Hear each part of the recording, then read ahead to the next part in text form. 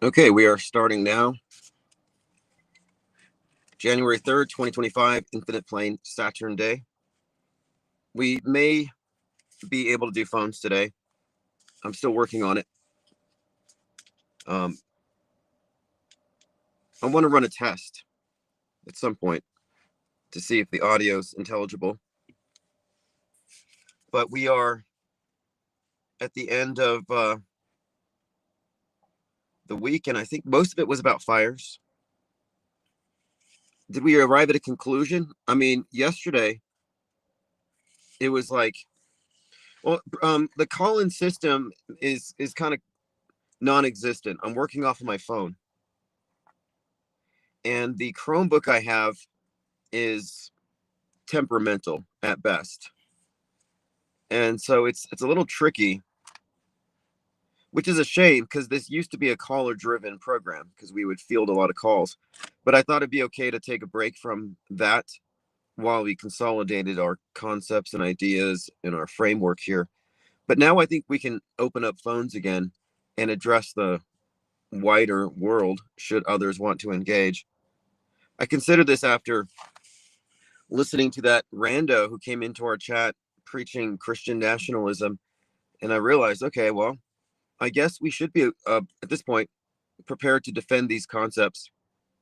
I certainly don't want to kowtow to any orthodoxies or lies, or just scrape and bow before the gods of the status quo. You know, the constructs they have that you have to just respect. It's like, no, we don't have to. Yeah, the Maduro, what's up with that psyop? I think it's funny. A lot of costume changes. But again, it was a continuation of the fire. If you looked at Venezuela, the night before, I think it was Synchromorpheus was comparing him to Saddam,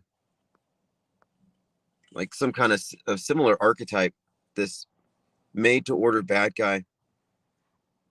Now he's in New York. He arrived, and they are basically charging him with narco terrorism. Like, that's weird. You just arrest somebody's president. I heard other people are also involved now, or other countries are calling for Trump to get involved and arrest their presidents. Let's Go says, Tim, get yourself an Apple card. You can get a new MacBook for $0. That would be nice, actually. That would be nice. I left my old laptop behind. Leave your laptop behind. I had to. It was like spur of the moment, but it was worth it. I know we had to be inconvenienced, but yeah, it would be nice. It would be nice to pick one up. I don't know if I would qualify for something yet. I'm working on it.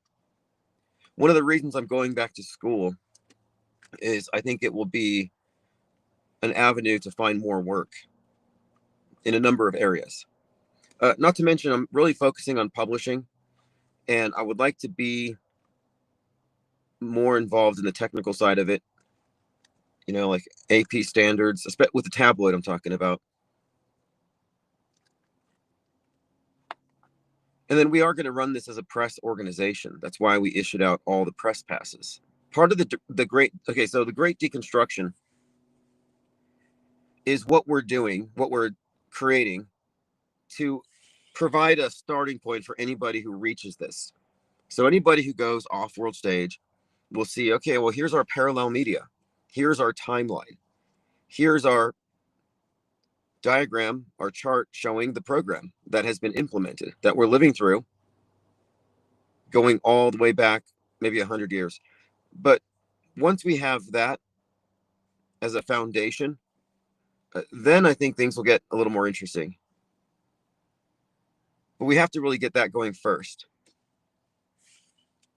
And again, the great deconstruction is kind of a group project. It's going to take a lot of people, a lot of hands on deck here, because we're not just connecting dots. See, what we've been looking at for years with these conspiracy theorists, with their numerology and all that stuff, what we've been largely seeing has been garbage content, a lot of noise, meaningless, fake connections. And so what we're doing is we're providing something without any of the noise.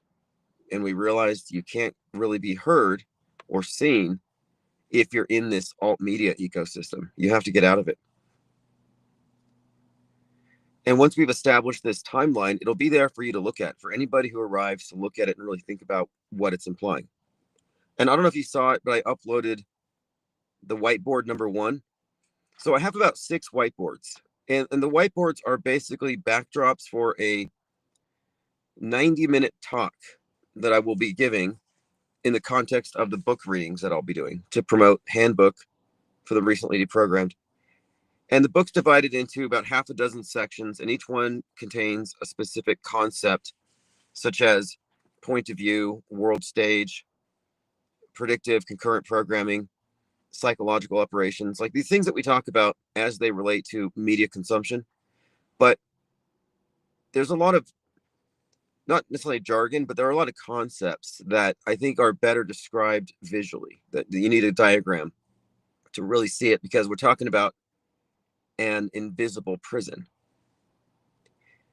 And I think with each of these whiteboards, I should be able to articulate it in such a way that even a normie will get what I'm saying.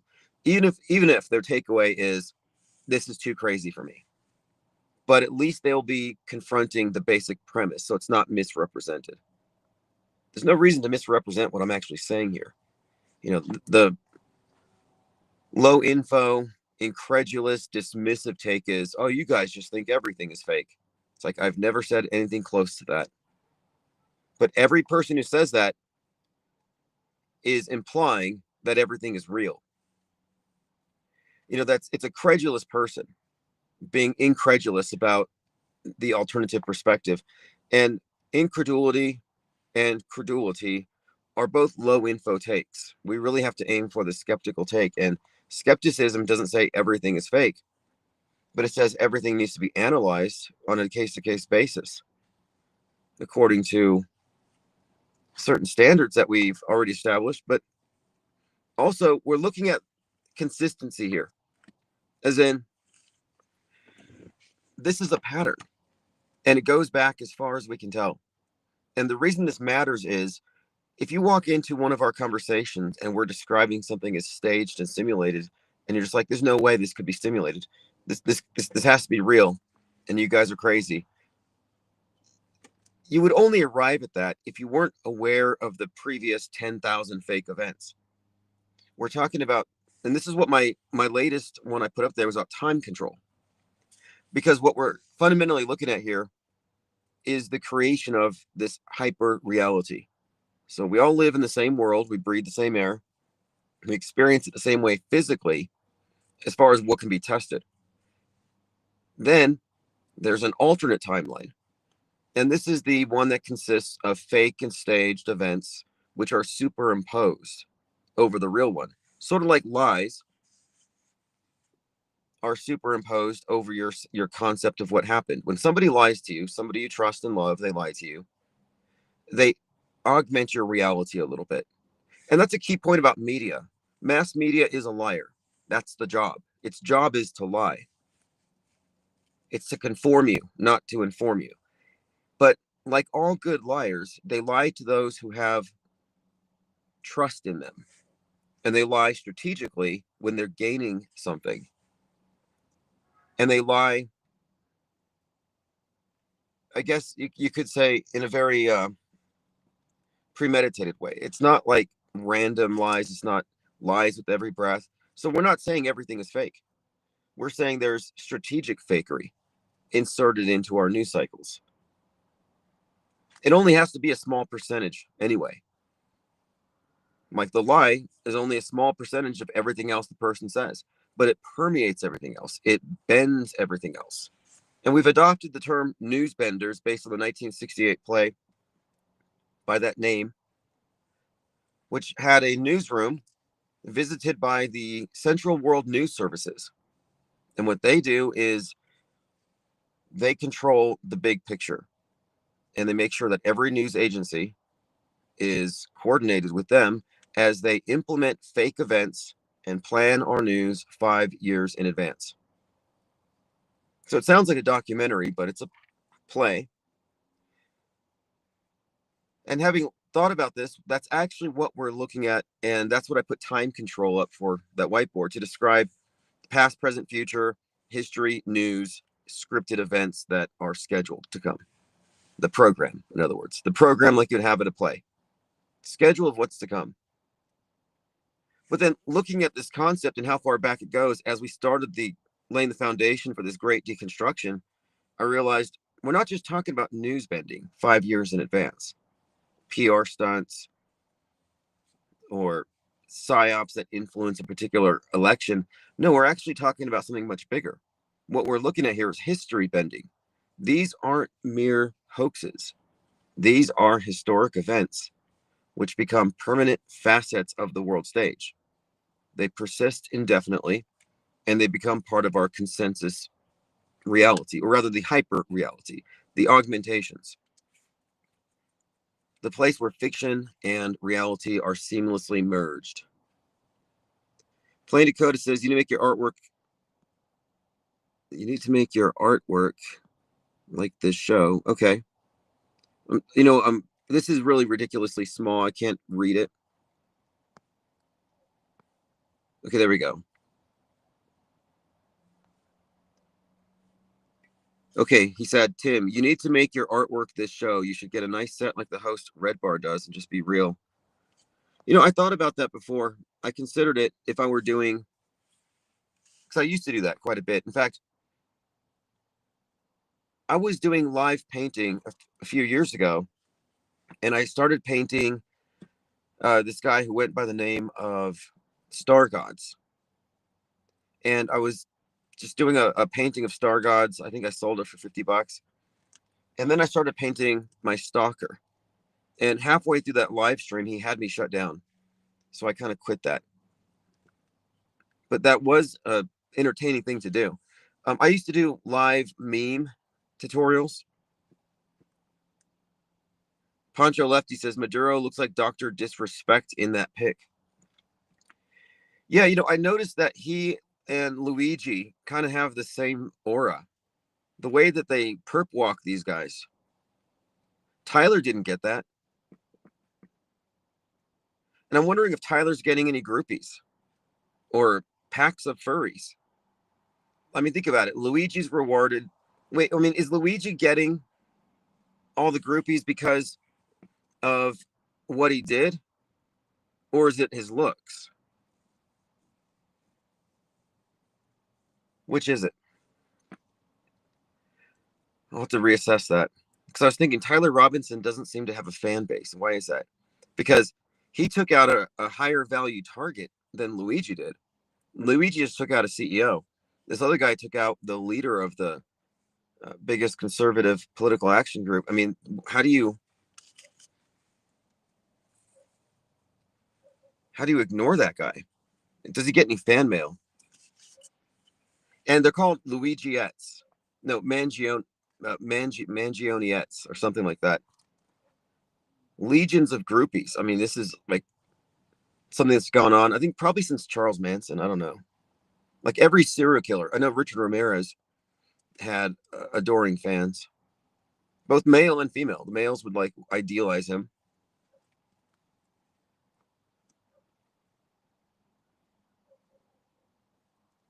But anyway, it's all theater in my view.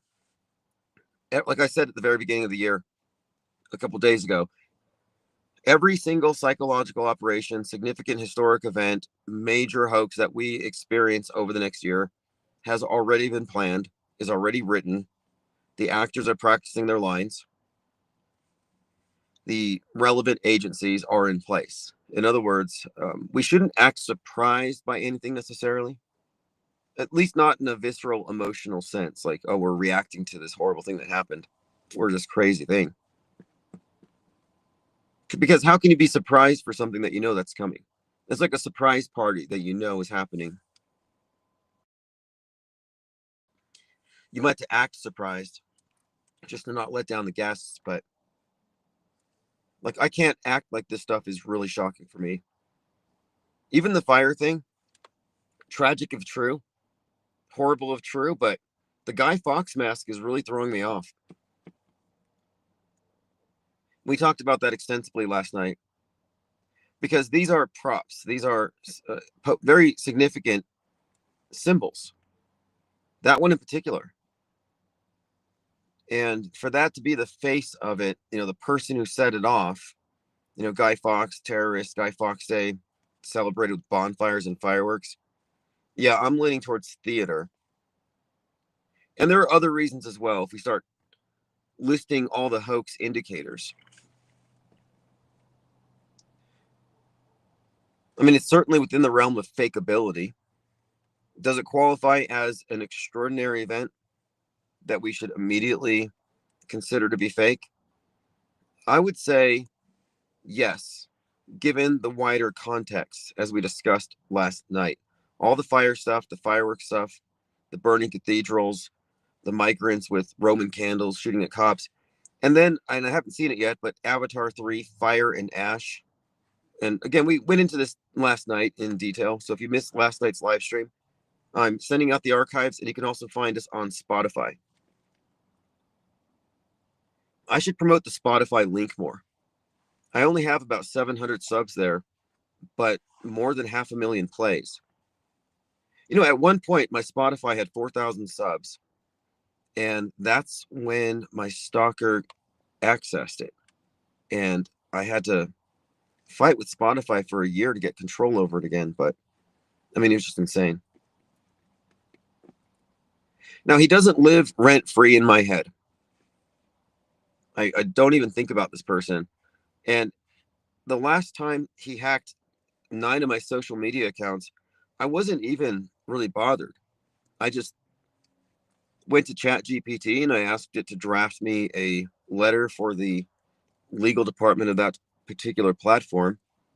And I found that those letters did the job. I got all my accounts back. So it wasn't even a big deal.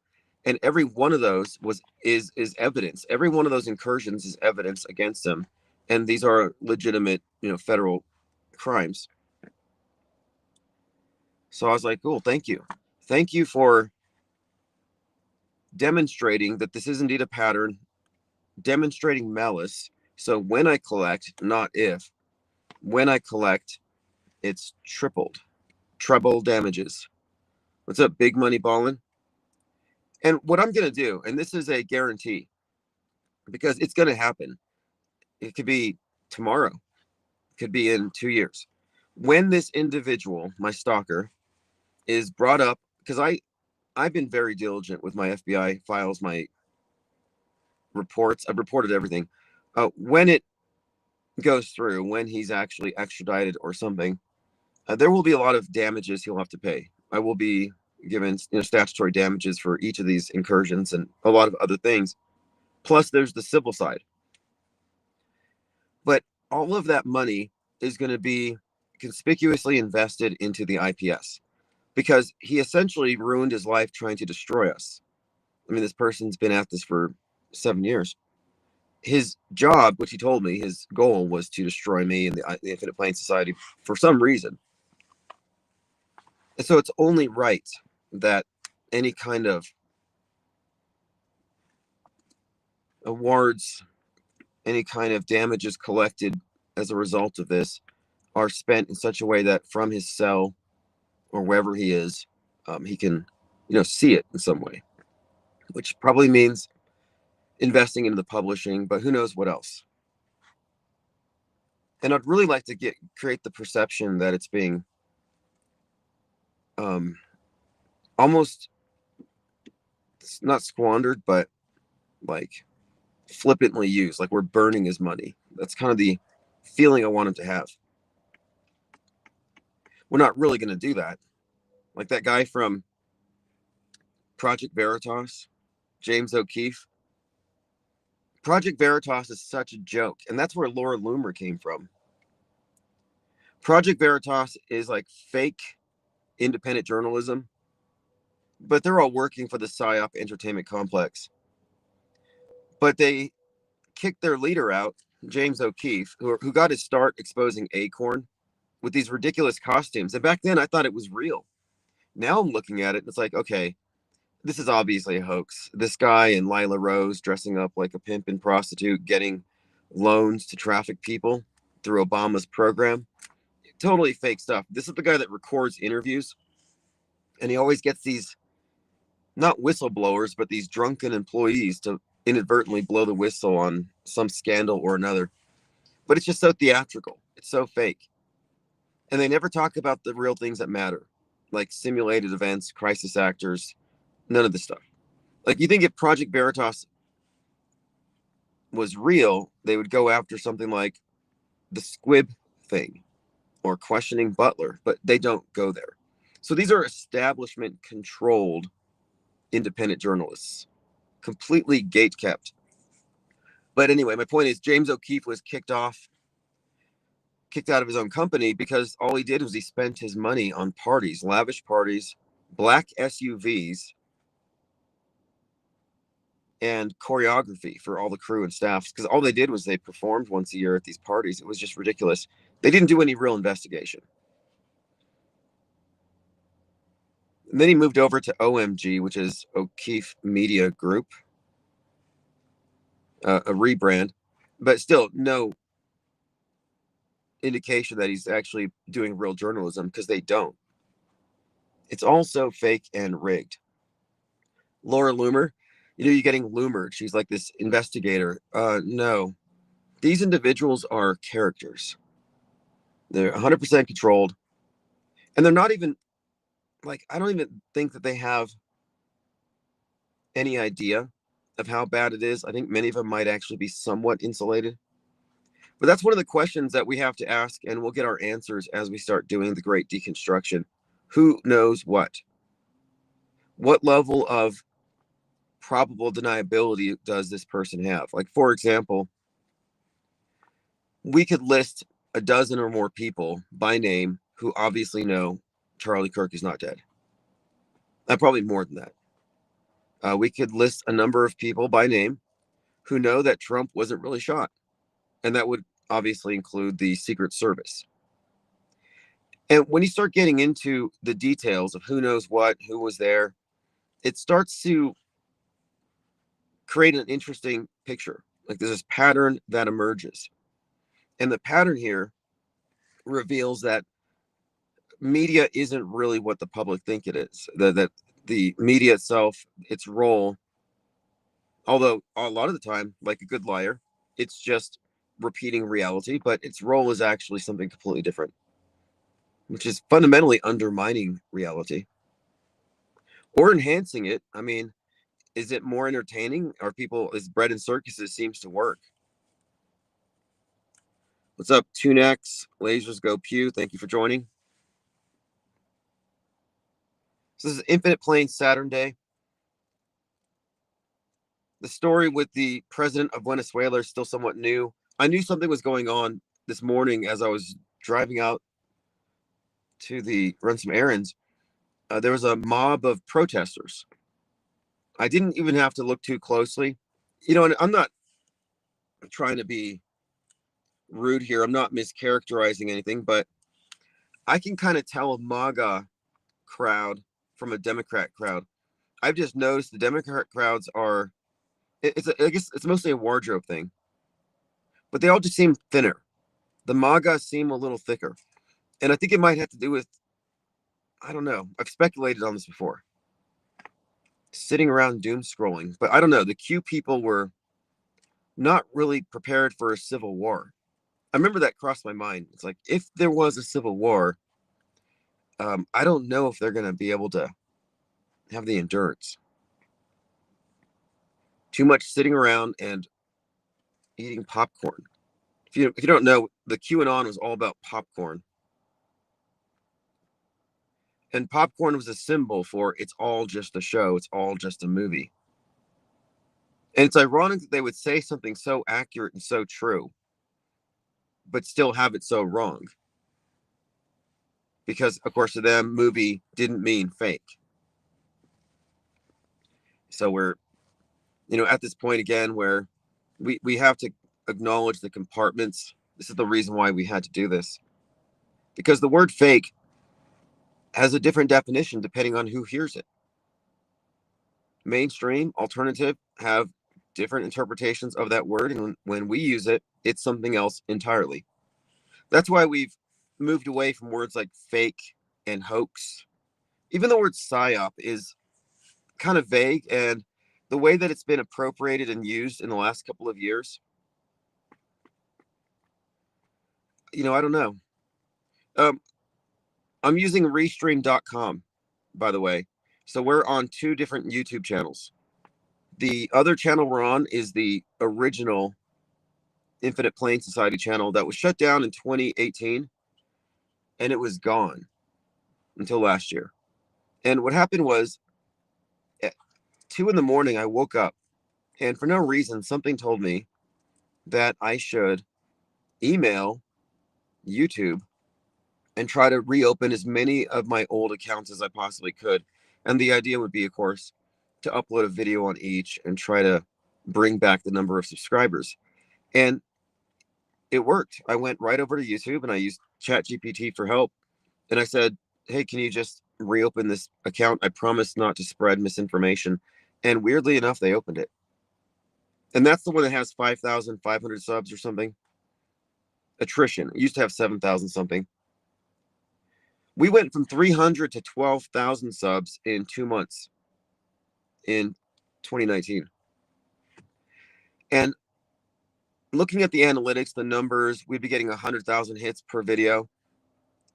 And I remember the quality of the comments I would get, the emails, the people who would call me. And at that time, I would take calls live and when I'm not live. I would take calls whenever. And I was all about just gathering the intel. And that's when we really started expanding this thing. But that shows me how fast this can scale up. That shows me how many people out there are one step away from off-world stage. And many of them were just not into the news, but had this natural distrust of it. Because for a lot of people, this is a slow paradigm shift. But I do think there's a possibility, or actually almost a certainty, that for many it won't be slow. That a lot of people will get it because they're not emotionally attached to all of the BS.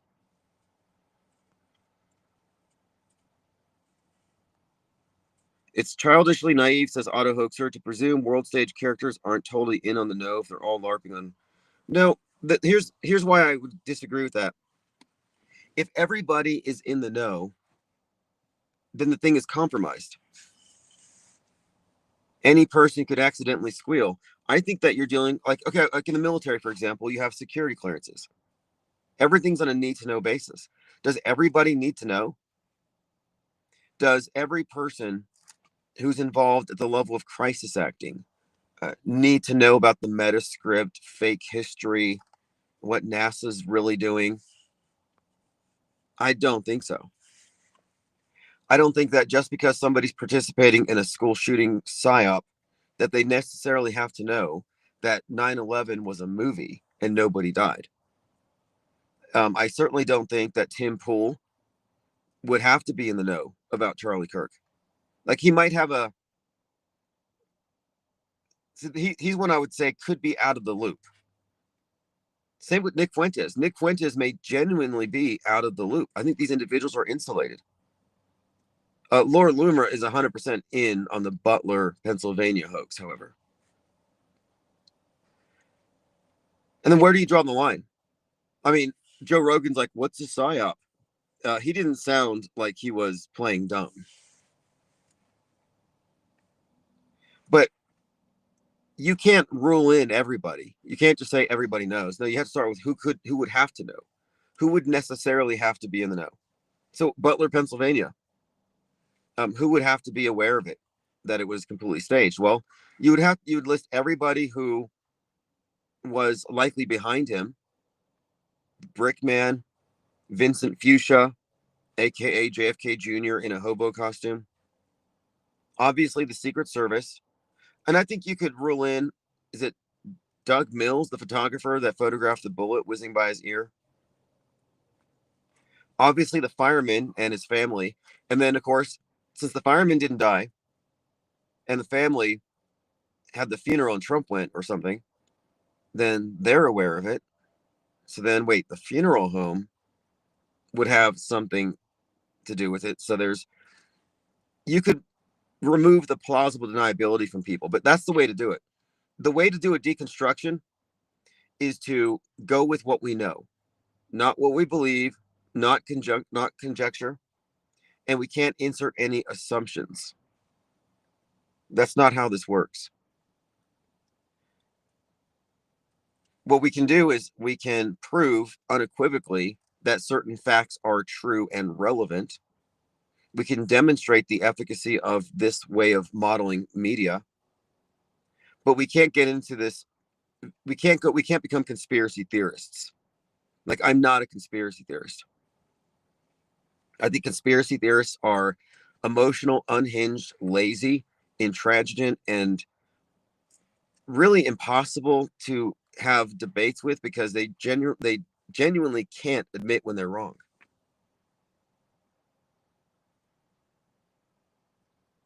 Once they've latched on to their alt narrative, it's permanent. They're in an alternate version of the world stage, and they call themselves awake, which is a joke. Who was it that said, the louder they chant they're free, the more I hear their chains rattling? There's some statement. But I mean, well, I'm so awake. We're awake. Wake everyone else up. It's like, no, you're in a mind control program. Kind of like religious people who proselytize. They act like they're awake. They act like they've arrived at some final destination, or they're on the path to illumination. They're awake, and now they need to share it with everybody else. But you can look at them and realize, no, you're just a Moonie. You're just in a cult. And conspiracy theorists in Trutherville, in alt media, are in fact in a cult. That whole subculture is a government-created cult. Copaesthetic says we should make an objective list of who would know, like the Metascript directors, up or down. Yeah, that's what I'm saying. The Metascriptors, what they wrote, the actors that are consistently used in roles that could be that you can describe as predictive programming roles. So, for example, we could talk about that actress from Snake Eyes who played the blonde girl next to Charlie Kirkland and who was also in The Heads of State. Well, she's in 2 movies here that directly correlate to a psychological operation. So I would presume that there's some level of insight there. The director would know. The director would know that his work is, at a minimum, would know that his work is being used as a propaganda vector. Would he necessarily know that the event was fake? I think so. I mean, I think it's very telling when you look at John Frankenheimer, the whole Manchurian Candidate story, where they introduced the MK Ultra assassin. That movie predicts the Kennedy assassination, but then later, that director drives RFK to the Ambassador Hotel where he's killed by a mind-controlled assassin. So Hollywood has always had this close relationship with government. So I think, yeah, the directors would be in the know. Doesn't mean that the actors in those roles, though. That's kind of debatable. Again, I'm going to need to know basis. And even if they're aware that events are being faked, like let's say someone is generally aware of, like they take part in terrorism related psyops, would they know that the shooting psyops are fake? It depends on the person, I would imagine. I don't think there's some breakdown where someone's told a lot of stuff. I imagine it's to be very compartmentalized. And one of the points that I made is we don't have this distinct 2-tier society where it's the programmed and the programmers. Because the programmers consist of everyone from the very bottom level influencers who are informants to people who are actually acting on the world stage, the Eric or Kirks. And the programmers would be at different levels of awareness about the big program. For example, so Erica Kirk, for example, obviously knows that Charlie's not dead. Does she know that moon landings are fake? Is it safe to say that she's aware that Sandy Hook or Boston bombing or Parkland are also hoaxes. Like, I really don't think so. I think we have to look at this more as a military operation, which makes all the more sense when you look at Lieutenant Colonel Michael Aquino, Mind Wars, from PSYOP to Mind Wars. And hey, the title of that, From PSYOP to Mind War, it's talking about this notion of, because PSYOPs have an established definition, which is why I'm kind of moving away from it. PSYOPs have a military definition. So one example is using the local myths about vampires to spread rumors among the population that there are vampires, and then providing corpses with wounds that would suggest this. So PSYOPs could involve real killings, real deaths. PSYOPs are force multipliers. And what we're talking about are theatrical productions, simulations. And Mind Wars is about simulation. Otto Hoaxer says, is Fritzmeyer's books to create undetectable mind-controlled slaves fabricated rubbish? Okay, so here's what I think about this, because I'm very familiar with it. I read that like lots of times. Sprigmeyer, I was deeply into him, Michael Hoffman, James Shelby Downard, and a few others. And Fritzmeyer's book about how to create a totally undetectable mind-controlled slave has the idea that MK Ultra involves splitting a person's personality into multiple personalities.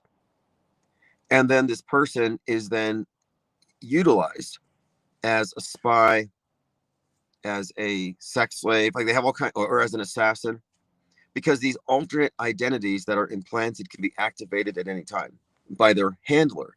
So you have a handler who's the programmer, and then you have the programmed slave.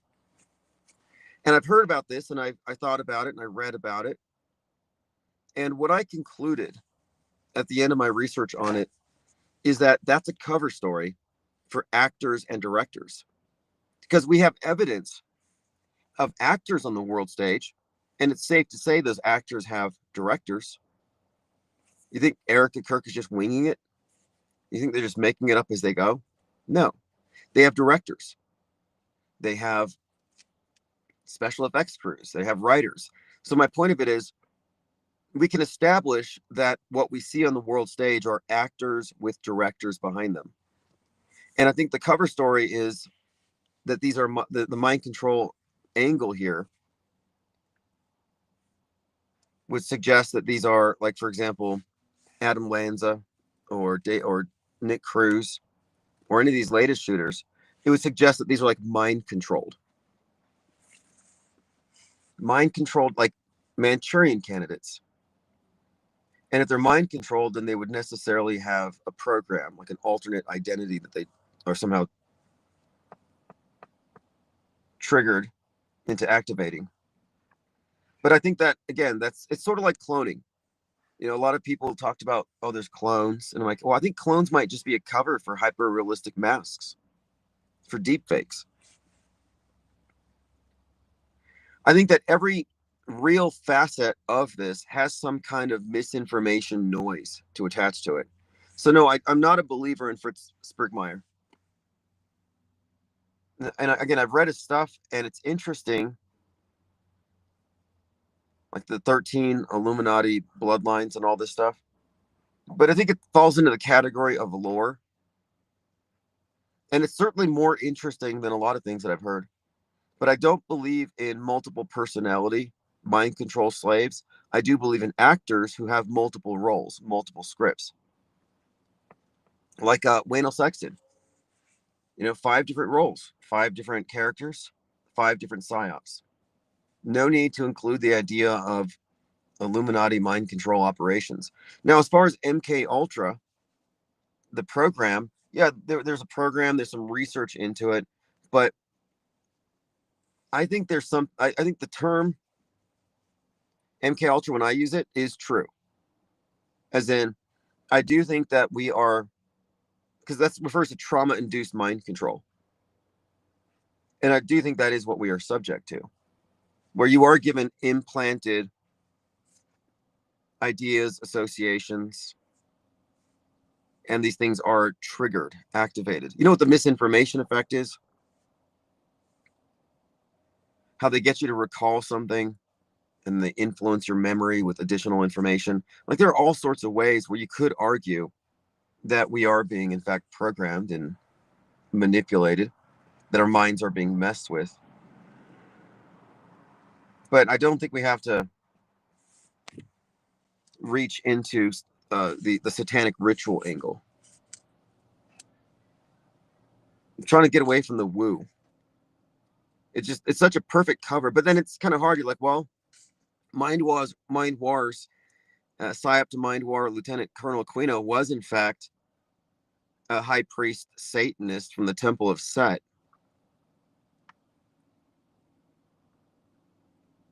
And I did find some comments by certain members of the Church of Satan in some magazine somewhere, and they described something that was referred to as aesthetic terrorism. Maybe it was in one of the Apocalypse Culture anthologies. But aesthetic terrorism referred to the use of art or film to manipulate the minds of the masses, so that because in their philosophy the masses are sheep, and that it's only right that they are ruled over by these superior beings, so these self-professed elites. And the Satanists called themselves the alien elite.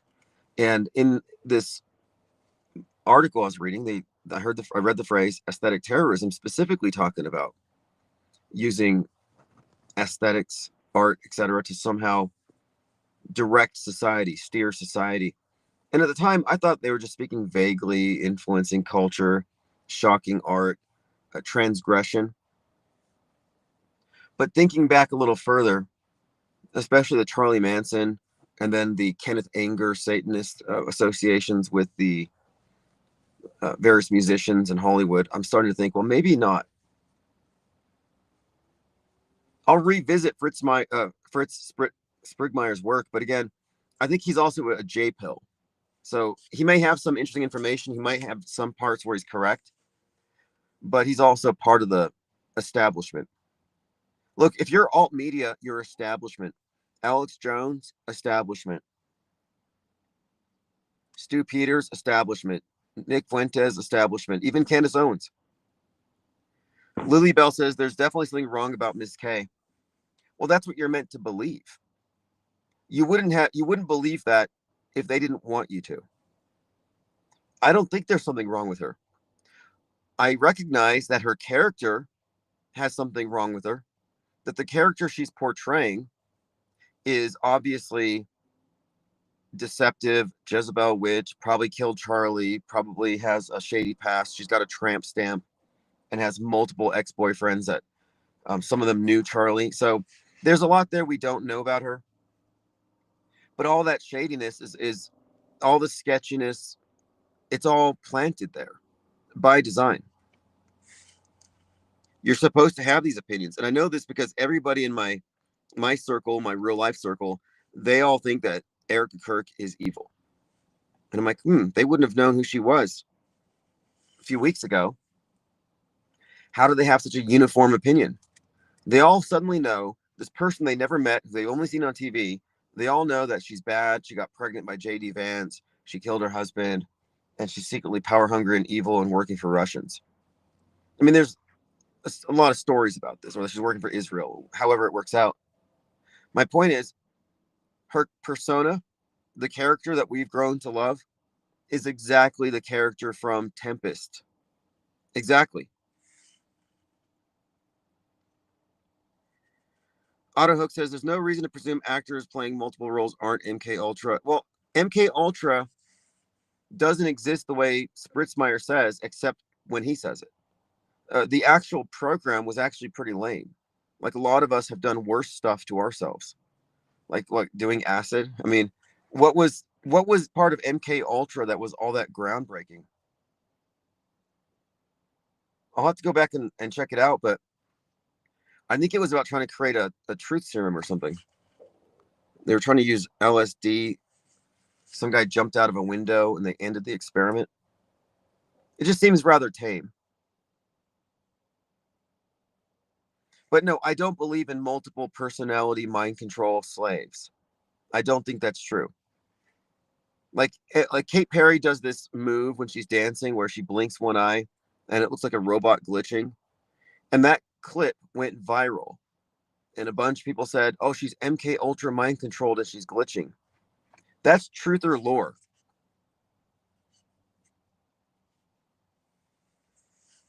I've listened to interviews with Fritz Sprickmeyer, and I definitely heard a lot of what I would consider to be J Pill style rhetoric. When people use certain euphemisms like bankers, or they overemphasize the control over Congress by Israel, I'm like, okay, you're on the right side of the duopoly. But no, I don't believe in that stuff. And I'm sure you might believe in it. But one of the points I've been making a lot lately is beliefs have no place here. Show me what you know. Show me a mind controlled assassin or a mind controlled anything where you give me the code word, I'll say it, and this person will change personalities. Like, I don't believe that's true. I wish it was true. I would do it. If it was true, you could hire a psychologist, maybe even black market something. Hey, could you give me an alternate personality where I'm actually very charming and smart and articulate, where I can go out on dates and I need a keyword? Like when I see this, or when I smell this type of cigarette, or I drink this beer, I want this other personality to take over. Like, that would be a valuable service, but that's not a capability of the human mind. And the whole theory is that if they traumatize someone, they can split the personality and insert an alternate personality into them who can then be activated. I don't think that's true. I think the evidence only supports that we're looking at actors who have multiple roles. And the use of actors and spycraft, not new at all. And it's not because they're mind controlled and have their mind split and that there's some kind of covert agents in that sense, but it's just more like regular agents, regular spies. Jenna Lovecraft Reef says, I think Kate Perry's eyelash glue was sticky. Okay, I thought she was doing some kind of robot thing. I'll have to go back and listen to what she said about it. She's dating, maybe even more serious than that, but she's with the son of, what is it? Who is Justin Trudeau? Who's his dad? There's this rumor that his dad was actually. I'll have to look into it. I don't want to spread any false information. Thank you again, Big Hair Tsunami, Jason Abadi, Just Saying, Flatlander, Mossman USA, David John, Fly White Guy, Linda Curtis, Blatt Lung, Nothing Major 777, and Travik have all received blue wrenches.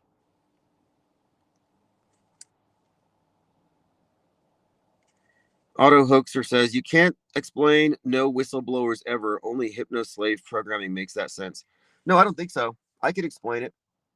Why don't we have whistleblowers for any classified military weapons? Or why don't we have whistleblowers for anything for that matter, regarding these fake news events? Well, I think it has to do with the fact that people are signing agreements and they're not doing anything illegal, and they're being paid, rewarded. What would be the incentive? What would be the incentive to throwing away a good gig and violating a non-disclosure agreement? Like, what would be the incentive? These are actors. And if you think that people are just so good and moral and righteous, they would feel bad, so they would have to tell somebody, you're projecting. And I notice this happens a lot. A lot of good people project their nature onto others. Like, oh, I wouldn't lie for $50,000. I wouldn't lie on the news for that. That's horrible. I would definitely expose this. Not a lot of people think that way. I mean, I don't know the stats, but when I put out an ad for a crisis acting company, I had hundreds of actors emailing me who were willing to lie on TV for $50. And you violate an NDA, there's repercussions. But I think the mind control stuff is truth or lore, which is distracting from the real mind control. So like here we are talking about this hypothetical mind control system where the Illuminati are splitting minds with trauma, inserting false personalities, and hypnotizing all these people. Okay, that's possibility A. Possibility B is that these are just actors. Well, I'm going with B because the use of these actors in staged events has put humanity under mind control. 8 billion people, if you want to believe that, exist in a singular synchronized paradigm, the result of mind control, control over time, control over worldview, control over psychoepistemology, our very operating systems. So, like, why do we need to insert some fanciful sci-fi version of mind control that may not even exist to explain something when we can see the results of what has been done with very mundane means? Theater. Theater as a tool of governance.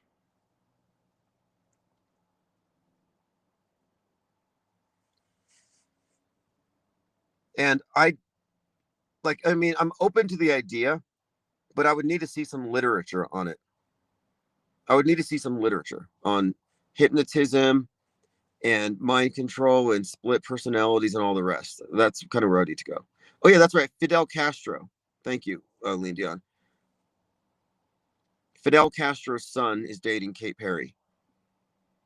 You know, I was really disappointed by her trip to space. I think the only person that believes Kate Perry went to space is Jeranism. You know, she doesn't believe it. And she went up there with no distortion to her face. The G forces did nothing to her face. It didn't melt.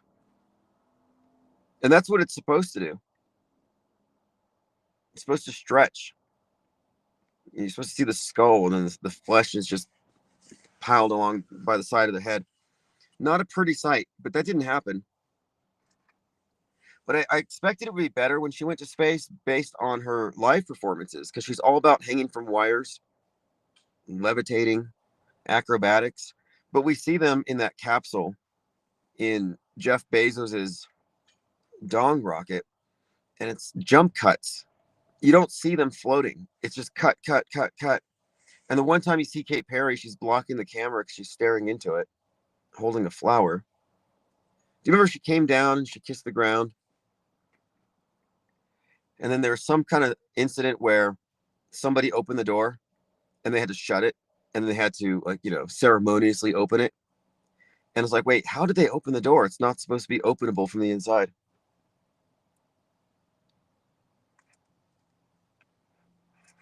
For all his money, Bezos has got the worst special effects when it comes to space fakery.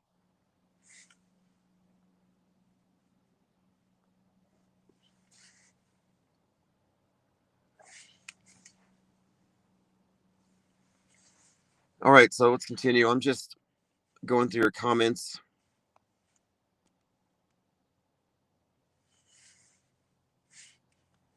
Busy56 says, Tim is asking, Plain Decode is asking why his comments stayed up so long and why his normal chats aren't going on the screen.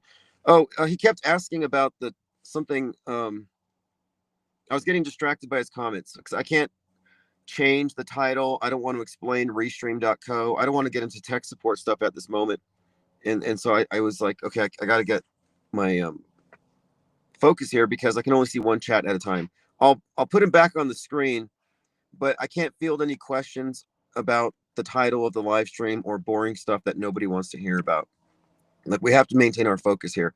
And what we're talking about is the fact that every single fake event we're about to experience has already been scripted and written in advance. That's all. No reason to overreact to anything. I mean, I can fix it. I can put him back on the screen. But again, you know, sometimes like right now, I'm working on a very small budget. Things aren't exactly stable. They're not optimal. And I have to work with what I have. And so there are times where I just can't take the time to update the title. It would be counterproductive. And if I have someone asking technical questions and it goes on for more than one or two, it risks derailing everything. And at this point, you know, I don't think I can handle that. I think we're better off not wasting our time. I don't mean to be rude. I mean, if everyone wants me to put this person's comments back on, I will, but I can't even answer the question about why his comments stayed up so long. It's because I'm not focused on it because the screen is like so miniature I can't even see the letters. So let's keep our focus. Lily Bell says, now people are saying Erica Kirk is John Benet Ramsey. Right. It got passed on from Kate Perry to Erica Kirk. And Erica Kirk is the brother of J.D. Vance, which I've heard, which means Illuminati inbreeding or something. Because the same people who are saying their brother and sister also said that she's carrying his child. And then Nicki Minaj came out and said J.D. Vance was the assassin. And Erica Kirk didn't say, no, he wasn't. It was Tyler. She didn't even say that. If you watch the exchange at America Fest. You know, I could find a better format for the chat and stuff. I'm just like usually what I do is I have a separate laptop so I can look at the comments elsewhere, but I'm not indoors. I'm sitting in my car, which means that I'm limited right now. And my laptop doesn't have a Wi-Fi connect, so I don't have a secondary device. That's why it was bothersome for me to have random comments popping up on the screen.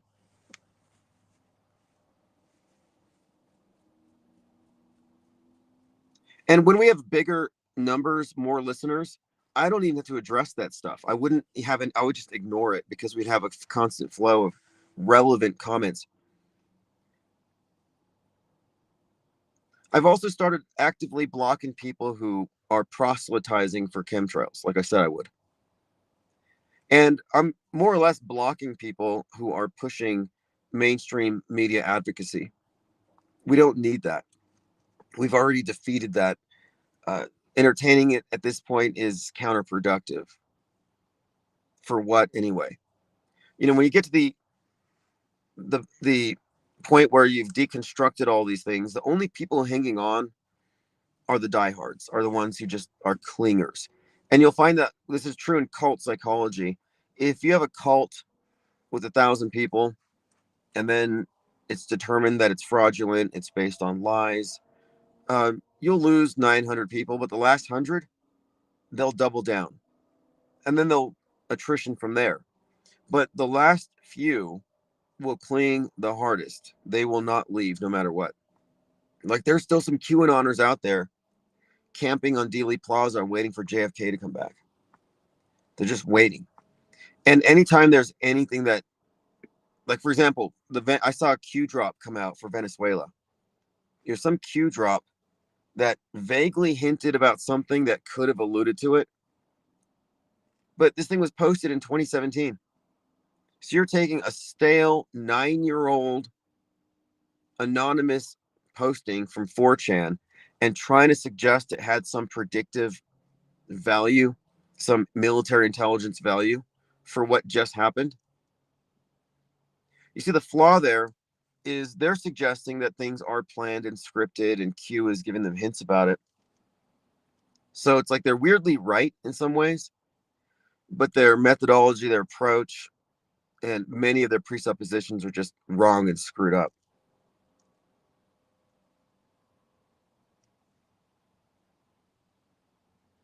But imagine still having that in your head. I'm going to go dig through I'm going to dig through my drawer and find the Q postings and then find one that might be relevant to this. That is the definition of Texas sharpshooter fallacy.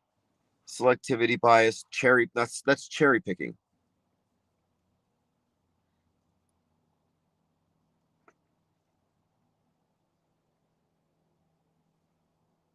That kind of cherry picking is what they're reduced to. And I was like, let it go. How can they still cling to this stuff? But that's how cults are. The ones who are the last ones just feel like they have to die on that hill. Lily Bell says JFK's granddaughter died last week. Yeah, I saw that. She announced that she was going to die in 11/22, and then she dies. And in our Discord server, I think it was Violet pointed out that The article is 9 minutes and 11 seconds if you listen to the audio.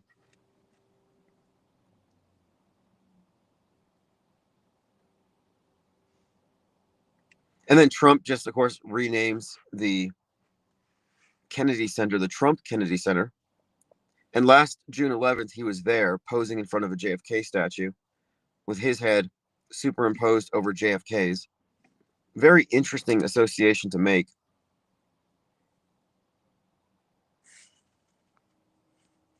And I mentioned this last week. Miles Mathis did an article about the home movie JFK did 2 months before he died. On September 22nd, 1963, JFK was part of a home movie where he gets killed.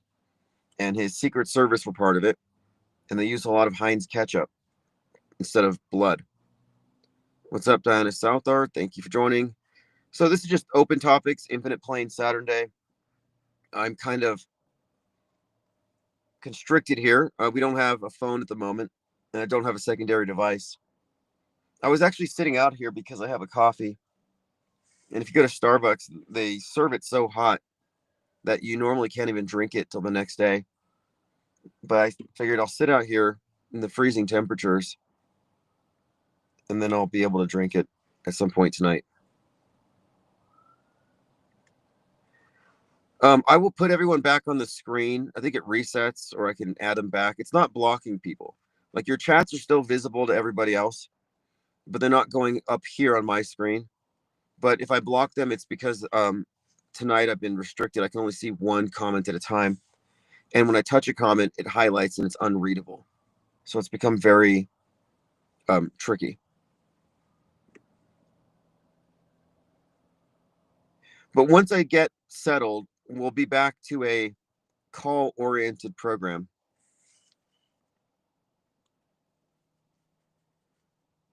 Otto Hoaxer says, why have there been 0 deathbed confessions by lifelong world stagers with nothing to lose by snitching? I don't think people are tortured by their conscience for jobs that they had a great time doing that they really believed in. I think you might be projecting this notion that people feel guilty for doing bad things that they get paid a lot of money for. There are plenty of liars in the world. I spent a lot of time around liars, manipulators, psychopaths, narcissists, people I consider to be fundamentally evil, warped, twisted. Essentially vampires. Like, vampires, they're cool in the movies, stuff, but no, actually, that's kind of fucked up. They will bite you and suck your blood and turn you into some creature that they control. Like, that's actually not cool.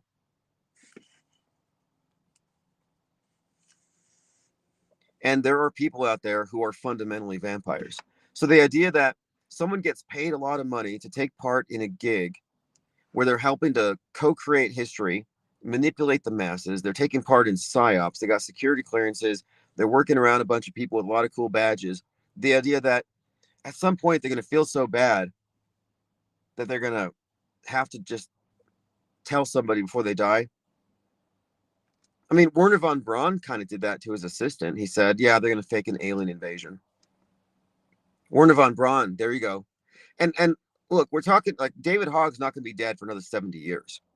Like, how old are the crisis actors we're even talking about? None of them are hitting the deathbed age yet. So I don't expect any confessions soon.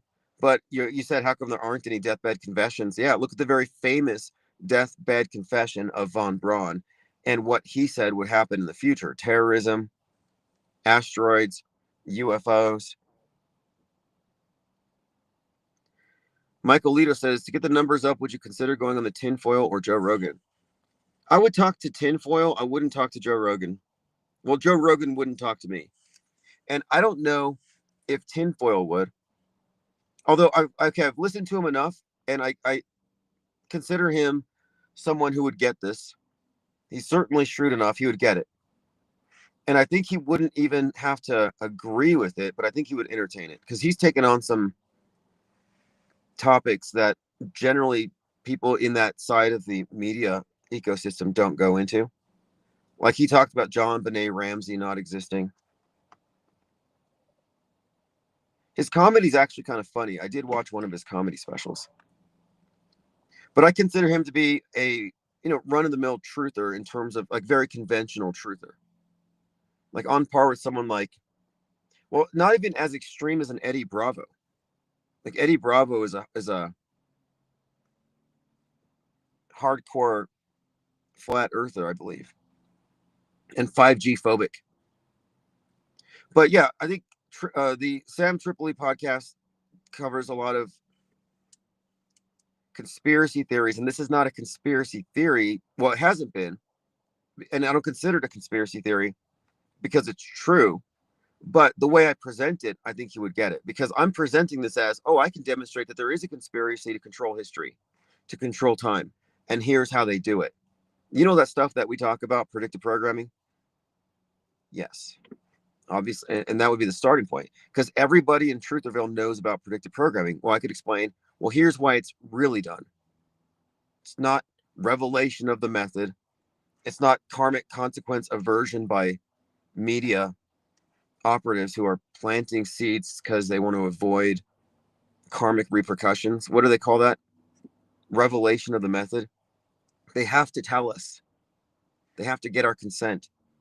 Like, that's the general explanation. InfoWars uses it. But I would like to clarify that. I would like to clarify, no, this is the real purpose of predictive programming, which is a misnomer. It's just programming.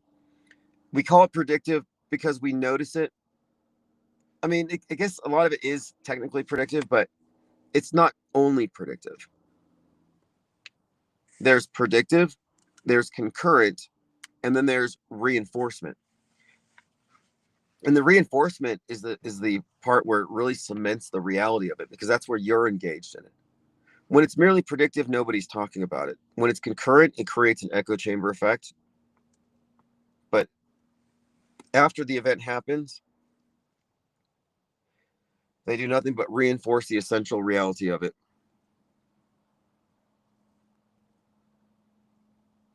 Synchro says they probably all believe they're doing something to help humanity, acting out fake events to teach us things without real events having to happen. Lily Bell says crisis actors are paid liars. It's their job choice. They're not feeling bad about anything. Yeah, I don't think that it's logical to presume that you would need to use some kind of sophisticated mind control system for splitting people's minds to hypnotize them for life so they don't tell everybody. A lot of people are liars. There's manipulators, there's criminals, there's sociopaths.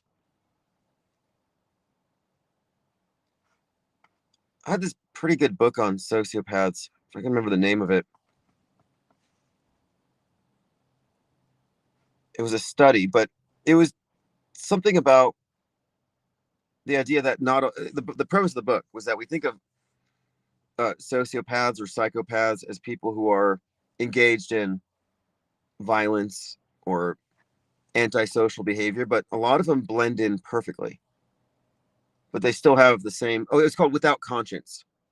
The book Without Conscience describes how the majority of the people who lack a conscience aren't committing criminal acts, but they're blending in perfectly. And that's why I alluded to all of the psychopaths and narcs in my life, is that I've witnessed it firsthand. I've experienced firsthand what people will do to others just for a little bit of power and control, a little bit of leverage. So it's a no-brainer to me that there's an army of terrible people just waiting to be recruited into this thing. They laugh when they do it.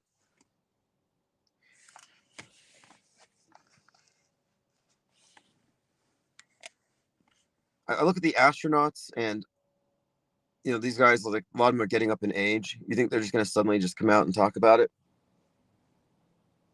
I don't think so. I think they've been well compensated. I don't even think it requires threats. Like, if you talk, there'll be retaliation. I think that they have it so good. They're an elite class. They've been, in fact, I would even argue here that crisis acting is looked upon by actors in Hollywood as like a status thing. Like if you're in Hollywood and you get involved in a psyop, that's next level. Like now you're working for, you're manufacturing history itself. It's got to be a huge ego trip for these people.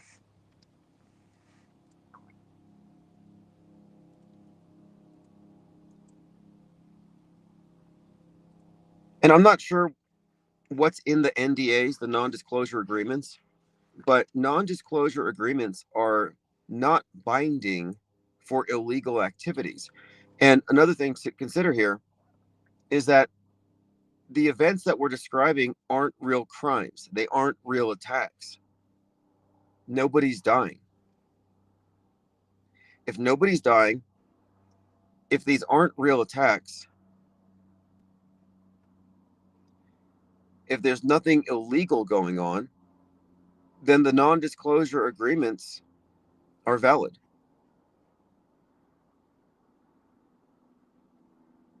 they're binding and very rewarding. You have to also consider the money factor.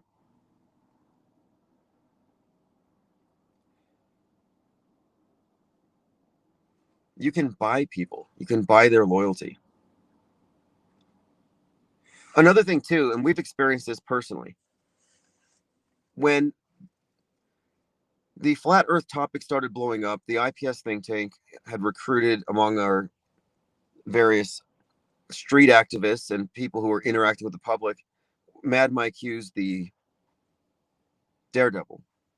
But we also had some street activists, who would basically live streamers. And our objective was, we're trying to get this topic out there into the world. We want to get it out of the YouTube echo chambers and create discussion in the mainstream because they're not ready for it, because it's funny, entertaining, and it's inconvenient, and they have to deal with it because there are valid questions that have been raised in that whole conversation that needed to be addressed, in my view. That's why we did the billboard. We did the research flat earth billboard outside of an airport.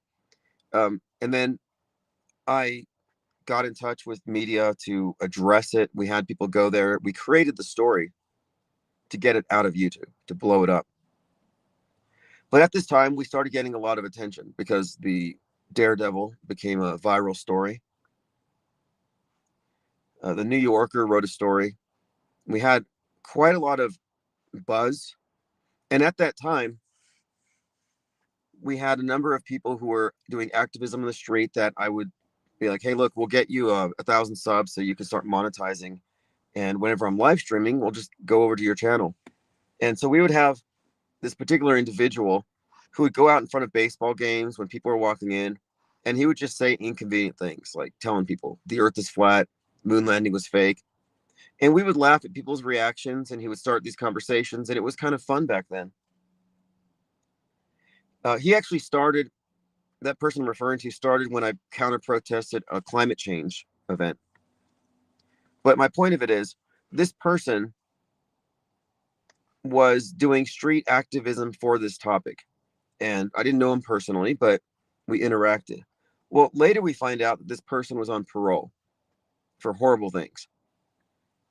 And then he gets a gig speaking at a flat earth conference where every other speaker is an offender of some kind. And it gets even worse. This whole, if you don't know about Flat Earth Pizzagate, it's pretty bad.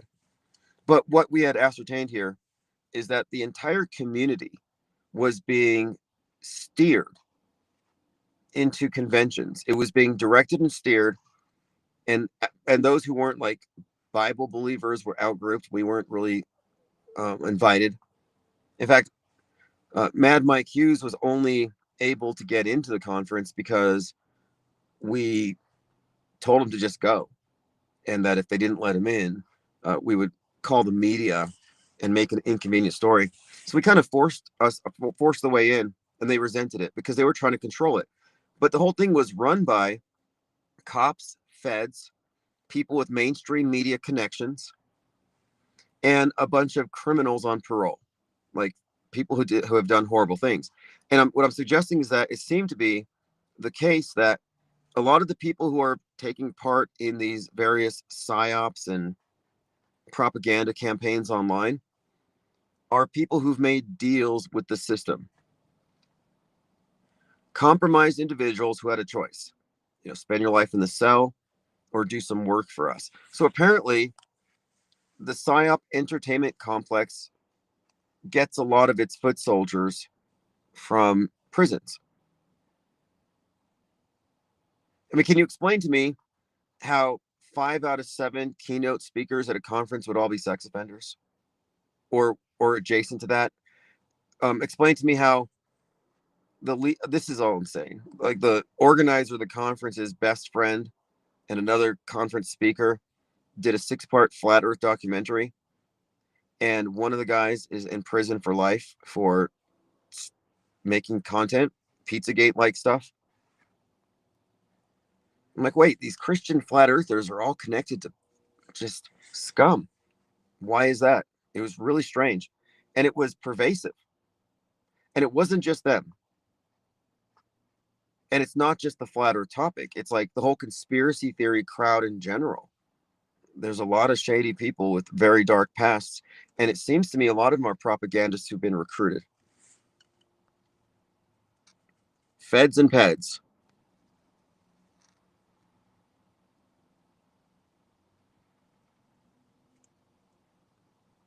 And I think this is standard operating procedure, similar to the documentary Mirage Men.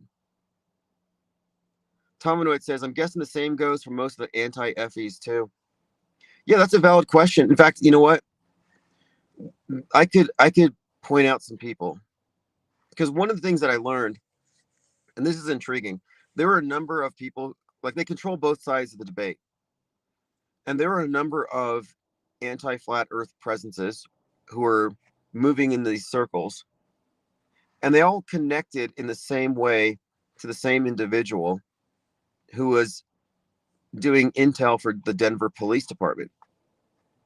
So I had this conversation with someone who was part of a group. He had a very big channel, and he told me he worked for the Denver police, that he did intel, and he was connected to all of these felons. And so I kind of saw this relationship that seemed to be evident of handler and the handled, that these individuals are given certain individuals to work with. I mean, it's really pervasive, though. I'm pretty sure that the entire media ecosystem is controlled and that law enforcement and intelligence agencies are all over it.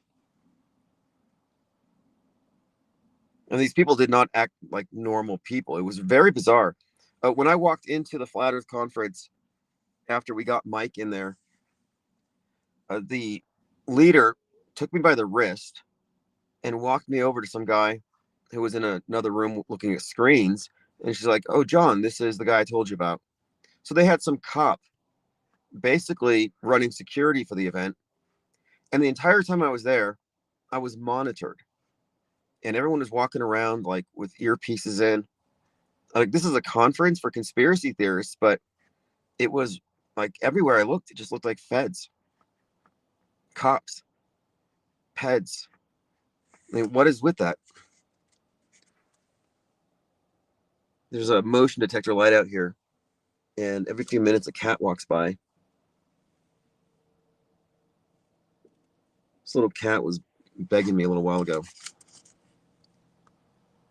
Look, the most popular channels that have huge followings, and you don't know how they get it, the most polished presentations, all fit a certain pattern.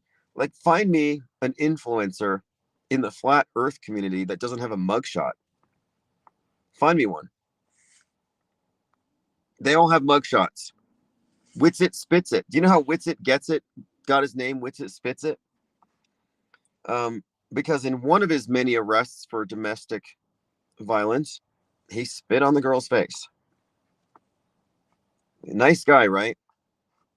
Completely rational, logical. He can cite what logical fallacy you're using.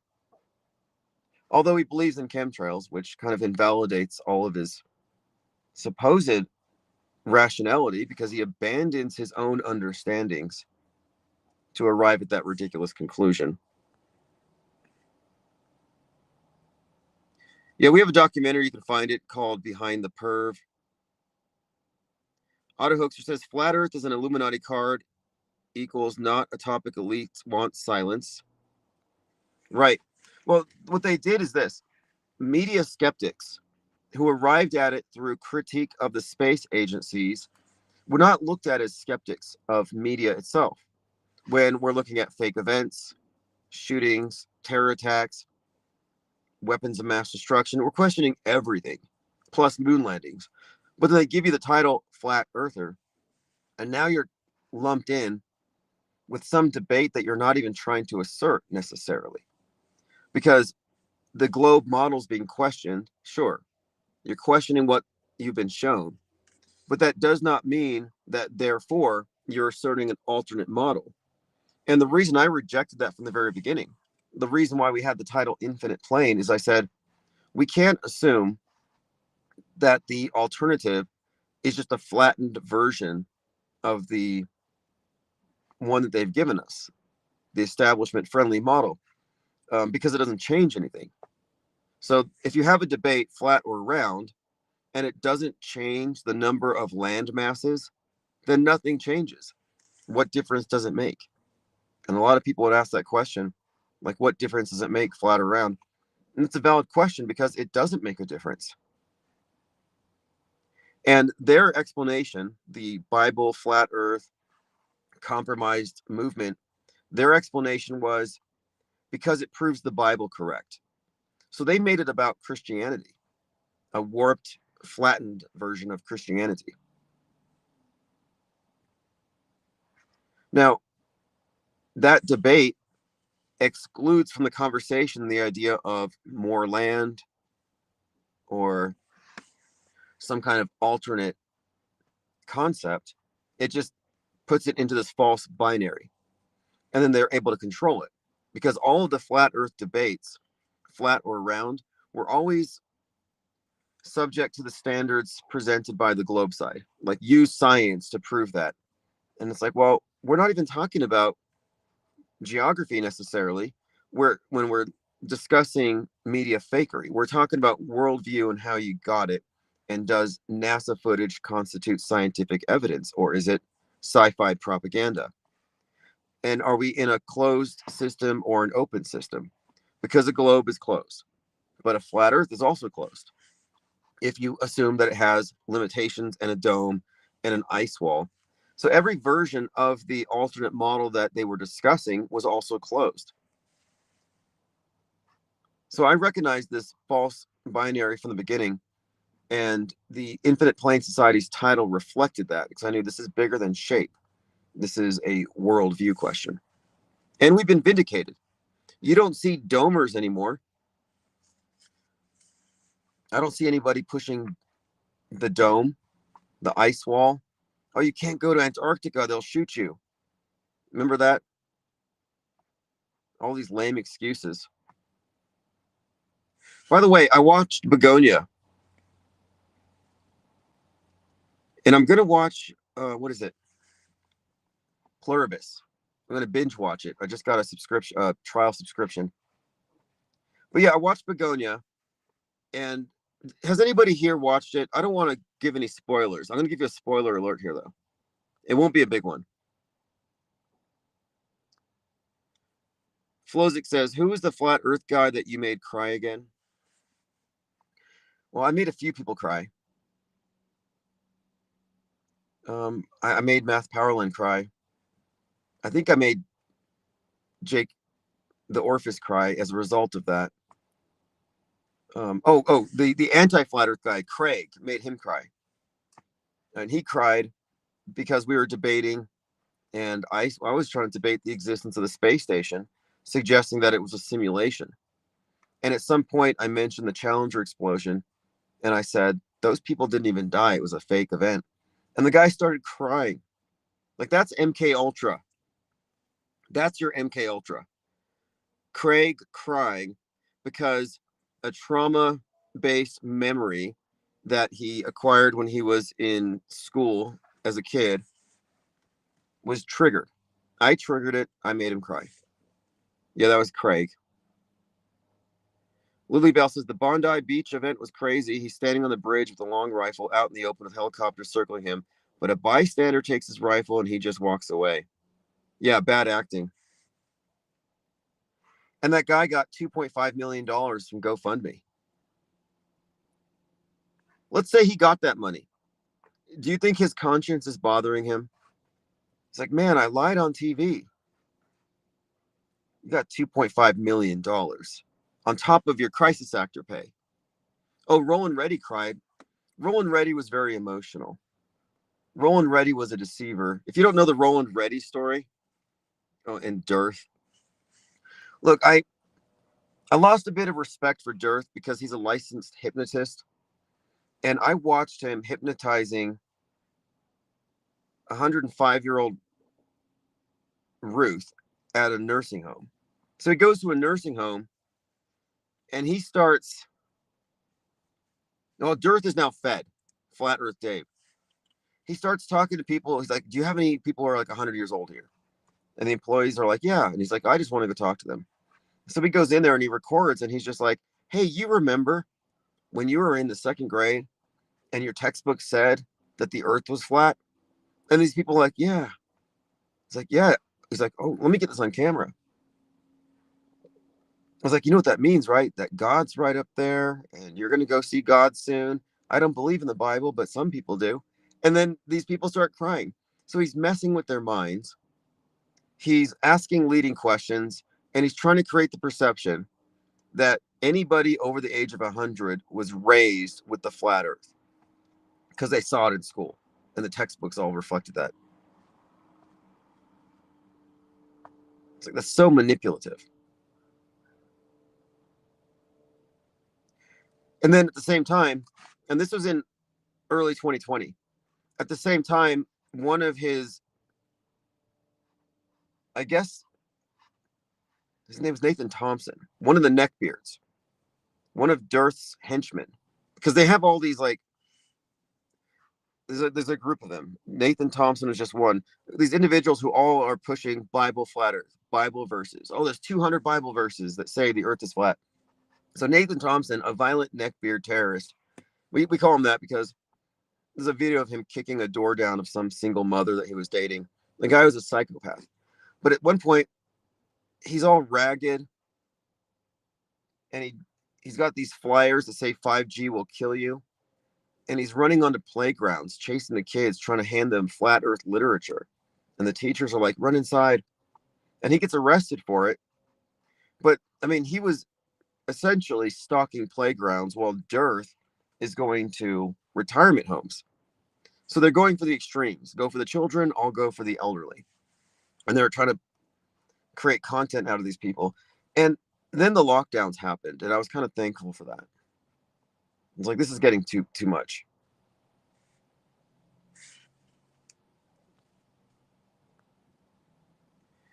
Nate Watley says, the only place I saw a flat earth before was an illustration in an old Bible at a church I went to. Well, there's a version, there's a model of the world that I think it's from like I don't know where you would find it. It's not like Kabbalistic or something, but I have seen one. It's this is like Sheol is hell, and then the earth is on top of these four pillars. It's not necessarily a flat. I mean, it's kind of flat. It is. That's not the main thing, but it's like, I don't know. It's a model. I'll have to look at it again, but I don't think I've seen it in a Bible.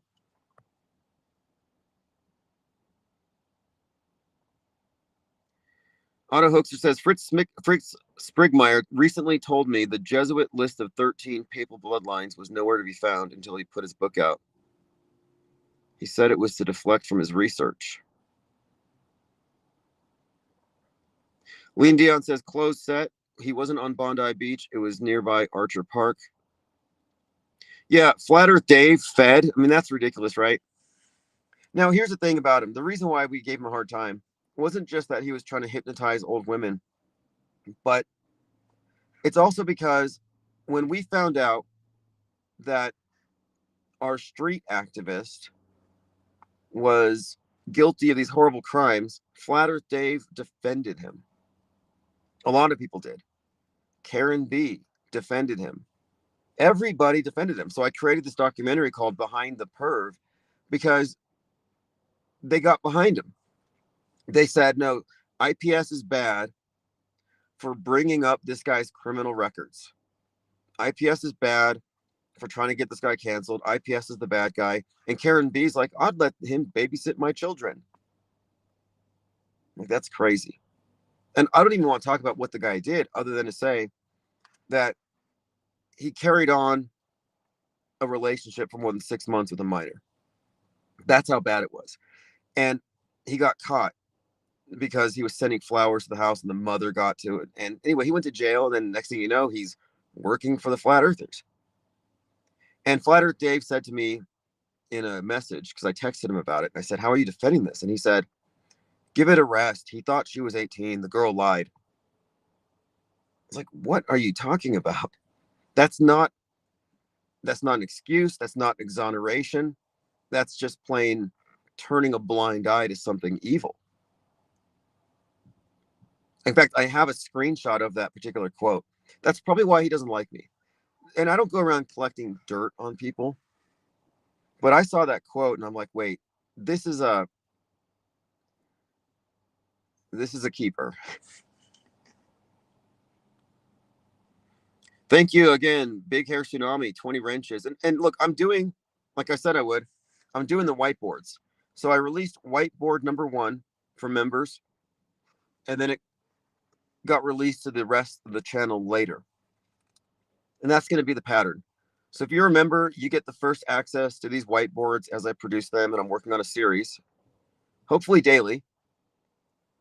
And then the next day, I'll let them go for everyone else. But I want to get, comments from people who are members first.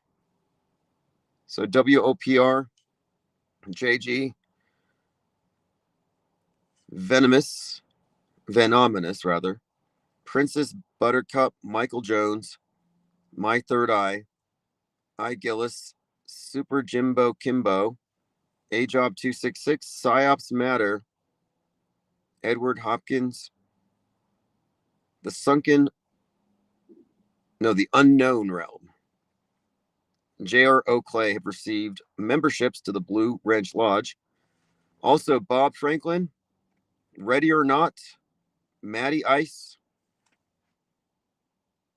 Killa Headwards, Alfred, and Life Shortwave. Oh, King 33.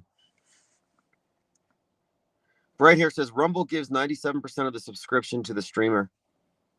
I have a Rumble account and I can activate it again once I expand my subscription to Restream. But one thing about Rumble that I hate are the commercials. Like, the commercials are eyewash worthy. Like, I want to wash my eyes after seeing these commercials. A lot of it's like, do you have this particular really bad skin condition? And then they zoom in on the back of someone's neck and the skin's peeling off. Or it's like, try this and lose 5 pounds while you sleep. And it's got somebody stirring something in a pot. Like, all these weird, like, home remedies and stuff for skin or swollen feet or, bleeding something. Like, this is just gross. Like I used to go to WorldNet Daily doing my right-wing research, and I would see these ads where it's like a wound on somebody's finger, like an uncovered wound zoomed in, like some medical illustration. I was like, okay, I'll pay to get rid of these ads. So if it wasn't for the horrible ads, I would be all over Rumble and promoting them, but I do have a Rumble account. In fact, I had to re-log into it because that was one of the accounts that was hacked by my stalker. It was compromised and I got it back. Then Nate says, was he convicted or I don't know anything about this? Which one are you referring to?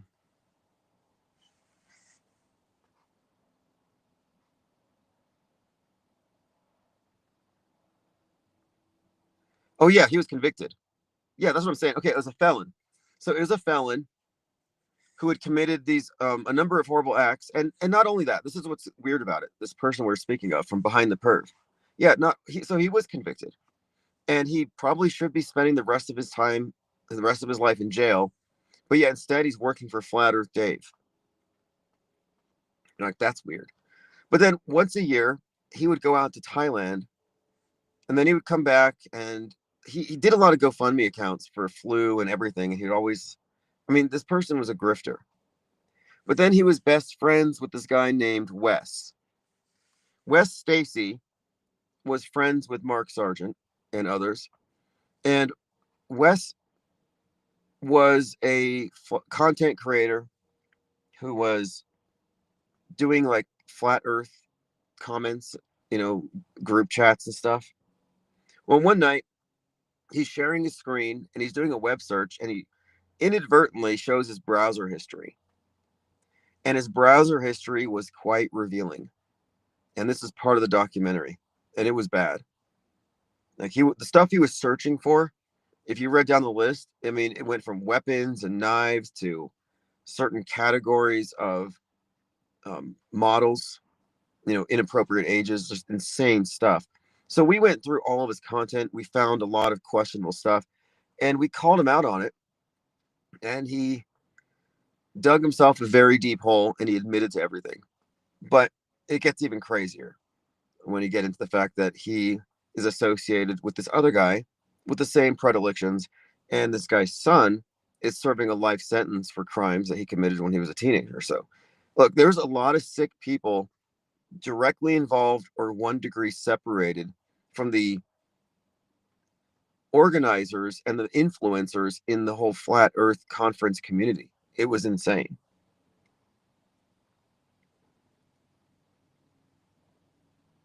Like, there's no excuse. There's really no explanation.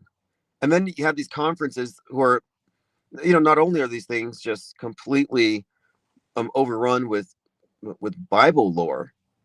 Like, one of the leaders of this group had told me that he believed that the sky was a dome that was going to crack, and all the non-believers in the flat earth would be crushed by dome glass. And behind closed doors, they had a piece of dome glass they were showing people, like the diehard believers. Like, it was seriously a cult. Well, the guy I'm speaking of, the broken glass, the domer guy, he was the MC at the conference. So he's the organizer, but then they bring on Logan Paul. Imagine if, Logan Paul, who trolls the whole thing, but they brought him on to represent it. And he was brought on the scene by Flat Earth Dave. Flat Earth Dave decided the next year to get Owen Benjamin to be the conference speaker. I'm like, why is he digging at the bottom of the barrel? Why is he grabbing individuals who are already in the crosshairs of the media? Well, now we know why. This was an operation, if you ask me. But the conference organizer, the one with the dome obsession, the guy who said the dome's going to fall on us, the crier, he was dating Jimmy Kimmel's sister. And at the final Flat Earth conference, Jimmy Kimmel's crew posed as reporters and got in order to troll everybody. Like, that's conspicuous. But not only that, this guy had an alter ego. He had a set of false teeth and a costume. And so he goes from this, like, kind of, West Coast liberal actor type guy. I mean, this guy was like, he had 2 personalities. He lived in California. He shared a room with I think he said it was the producer of Jurassic Park. Like, he was connected to Hollywood, dating Jimmy Kimmel's sister. So you see these connections. And then he's leading this conference, but at the same time, he had this alter identity where he dressed up as a redneck with these buck teeth, and he played really dumb. And he would show up on Michigan TV, and then he would, put on this costume, and then he ran into, of all people, Neil deGrasse Tyson. And Neil deGrasse Tyson just happened to walk out somewhere where this guy could approach him with his camera ready. And later I found out how that was staged and how connected this all is. But he goes viral by playing a dummy for Neil deGrasse Tyson. And it was like, oh, flat earthers are like this guy. this buck-toothed goon who's asking ridiculous questions. And then Tyson says, well, this is just a failure of the public education system. So it wasn't a win. It wasn't even a good joke or a troll. It was just this random weirdo came out of nowhere calling himself Roland Reddy, the redneck rocket scientist. I mean, really strange that he called himself that, because this was right after Mad Mike Hughes had entered the scene. So it was like, we bring out Mad Mike Hughes, who gets a lot of attention and is driving views and hits our way, away from the conference people. And all of a sudden, this other competing redneck rocket scientist just emerges. Well, it turns out that this is, in fact, the conference organizer. So on the one hand, he's at the Flat Earth Conference preaching the Bible. People are crying. It's a religious experience, a big cult. And on the other hand, and look, this guy had people, and I watched this, he had everyone in the audience chanting, "We're not idiots," to the media who were present.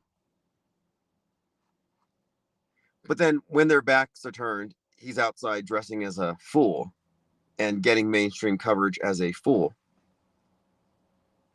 How does that even work? You know, I mean, who wakes up someday thinking, I'm going to put on a costume and create this separate personality and randomly do media appearances and gradually build up this alternate persona? It's a deep fake. Now, how did I find out that this was the same person? Somebody at the conference, one of the insiders, one of the behind the pervs, Karen B., her boyfriend at the time was told about this. Well, they had a falling out. And to get even with her, he came into my server and he said, hey, he was mad at her for a reason. I think it was, he had a pretty thick, long beard as part of his persona, his look. And she said she wouldn't date him unless he shaved his beard. And he shaved his beard, and then she was no longer into him. So he was pretty mad about that. Well, he gets in touch with me and he says, hey, you know that redneck rocket scientist guy that seems to be cloning Mad Mike? Yeah, that's the conference organizer. I'm like, what? And he broke it down for me that this was a secret and everybody at the conference VIP level knew about it. It was like an inside joke. So I exposed it by going onto a live stream with this character named D Marble, and I gave him $5. I put up a super chat and I said, hey, D Marble, I hope you're having a great night. Roland Reddy is Rick Hummer. And so he read my super chat without thinking, and he accidentally read that part.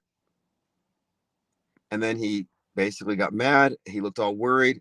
And the next thing you know, Roland Reddy calls up and rages on the phone for more than an hour at me, berating me for talking about this.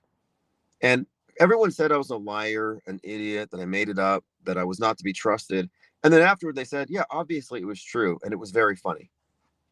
Bunch of gaslighters. So what it looked like to me was the whole point of this thing was to create this movement, control it, destroy it from the inside. None of those people were legitimate. It was a big clown show. And the reason why they wanted to put the Bible in front of it is they didn't want this to be taken seriously. They wanted it to look like it was backwards, not skeptical. And they definitely wanted to create a straw man that they could just repeatedly destroy.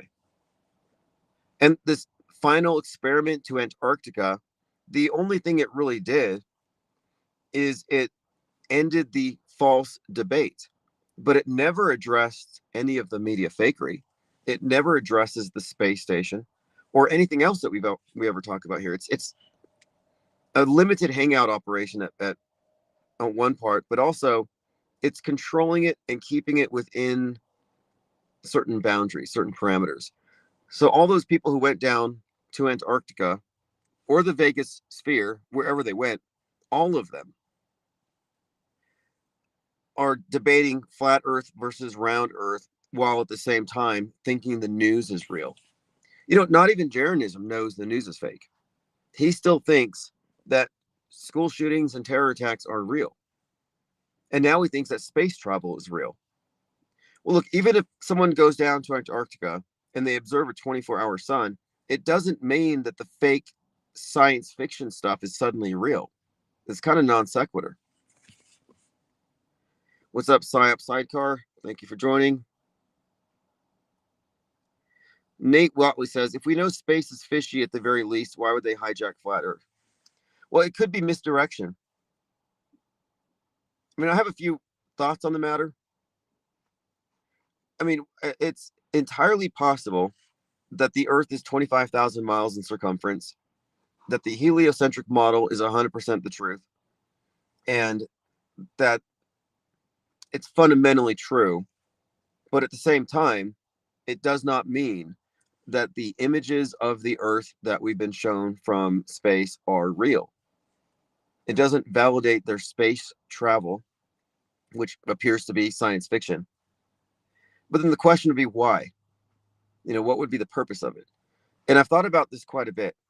And we're looking at a monolithic system. There's total agreement on the fakery. So that means, well, then there's, I think, a possible explanation in this, in that perhaps the world, it might not even be a shape thing, but perhaps the world has been misrepresented in a significant way. Maybe they're hiding a magnetic mountain at the North Pole. Maybe they're hiding Atlantis and Lemuria. Maybe they're hiding resources and land and possibly advanced civilizations far beyond where we are at. And we're just kind of quarantined. We're like, we're the bad part of town. Like, we might be looking at something completely different than we think. Like, I'm open to that possibility, that spinning ball Earth and heliocentrism, that none of that's untrue, but it still wouldn't answer the question as to what does the world look like from space, because I'm pretty certain here that we've been given a CGI model, and the purpose of it could easily just be to cover up, misrepresent. As far as space travel itself, moon landings, yeah, it looks like science fiction to me. I more or less view space these days as allegory anyway. It's part of the religious pageantry. The rocket is an obelisk. The names of dead gods, or sun gods, gods of the underworld, Osiris, the Saturn stuff, all this strikes me as ceremonial magic. And we've done quite a bit on this. We've done quite a lot of research on the matter when it comes to the occult subtext of NASA. Psyop Sidecar says, how would you justify a pressurized system adjacent to a vacuum? That would be technically a straw man, because the model as it is explained and believed in doesn't see that as a problem because of the pressure gradient. Presumably, the higher you are, the less pressure there is. And at the point where the ball touches space, at that particular point, it's not a contradiction, the vacuum of space and the pressurized system, because, of course, it's the pressure gradient. And I tend not to use those types of arguments anyway, because you can't debate against their model and win, because their model is technically unfalsifiable.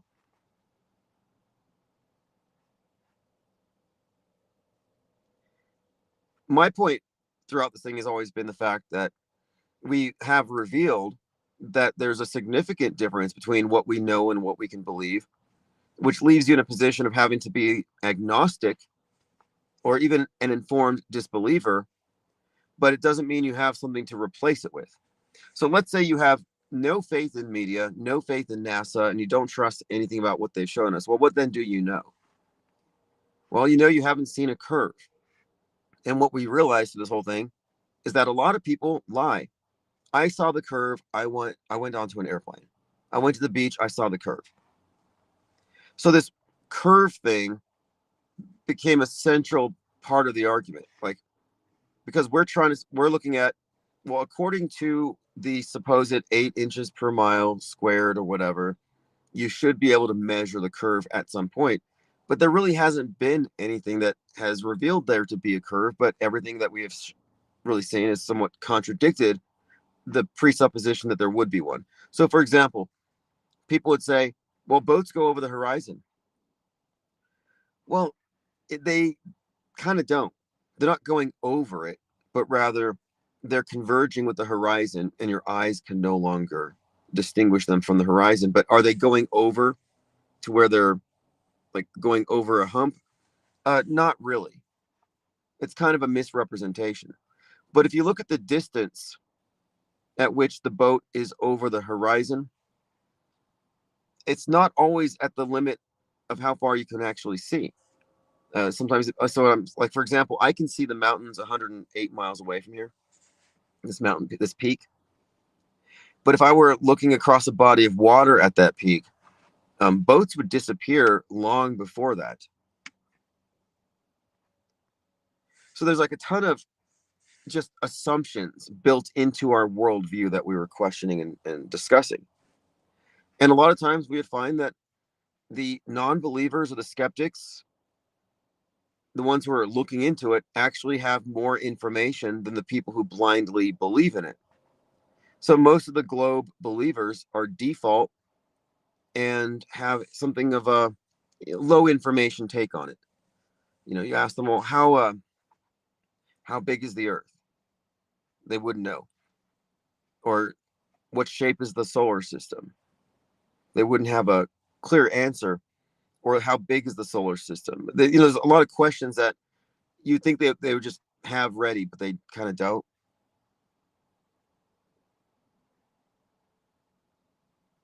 But what we were just talking about when it came into this thing was how we are kind of left at the mercy of the agencies to tell us what is. And if you don't trust it, you don't really have anywhere else to go. But instead of agnosticism, people were herded into this false debate.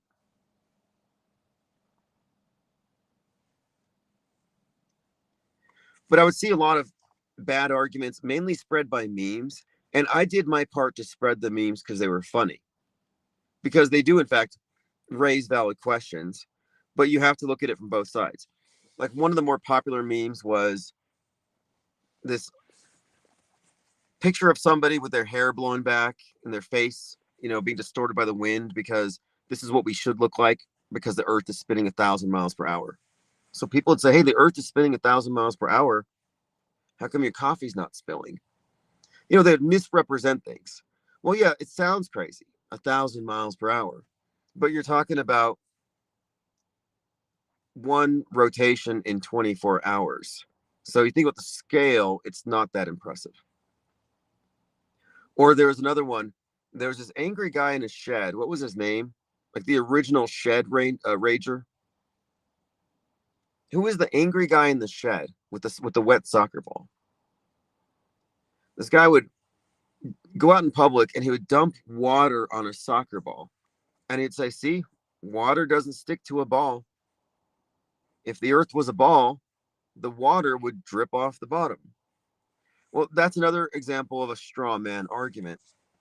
It's misrepresenting their model because according to the ball Earth model, gravity's not somewhere below the Earth pulling down on it. No, it's in the center of the Earth. The Earth is the center of gravity, and the water is going down towards that. That's their model. So to misrepresent that as a wet soccer ball is misdirected, maybe dishonest. Like water doesn't stick to a ball. Well, if your soccer ball had a center of gravity, it kind of would. Tominoid 3, yeah, Dell. Thank you, that's Dell. Oh, yeah, Dell from Beyond the Imaginary Curve.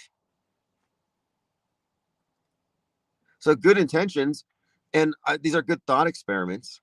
There were a ton of good thought experiments, but you have to look at both sides and ensure, because this is why perspectives are important. Because misrepresenting the other person's perspective doesn't win for your side. Like there are people, mainstream minded people will say, well, you guys are just calling everything fake. Like, no, we're not. Like, you can actually address what we're saying if you want to discredit it. But to misrepresent what we're saying is a deflection, and it doesn't get you anywhere. And I've taken note of the people who use straw man misrepresentations of what we do. And I've noted that all they're doing is remaining uneducated. That's all they're doing. Like, oh, you guys just watch Netflix and think you can predict the future. No, that's not even close. That lacks the nuance. That's kind of a tongue-in-cheek thing I've said before. Like, yeah, if you want to know what's happening in the news tomorrow, watch Netflix. And I say it jokingly, even though it's right most of the time. But that's not the full extent of it. So the straw man is a very superficial take. The misrepresentation, oversimplifying, misrepresenting so you can easily dismiss it. Yeah, that's lazy. And who does that benefit?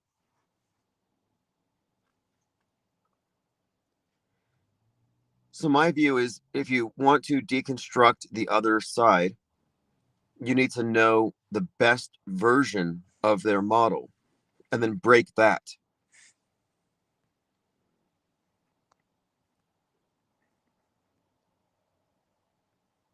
Okay, we have a comment from Nate Watley. Wouldn't you have to scale the ball and speed to be accurate? And how would you perform the experiment without leaving gravity in which the experiment is conducted?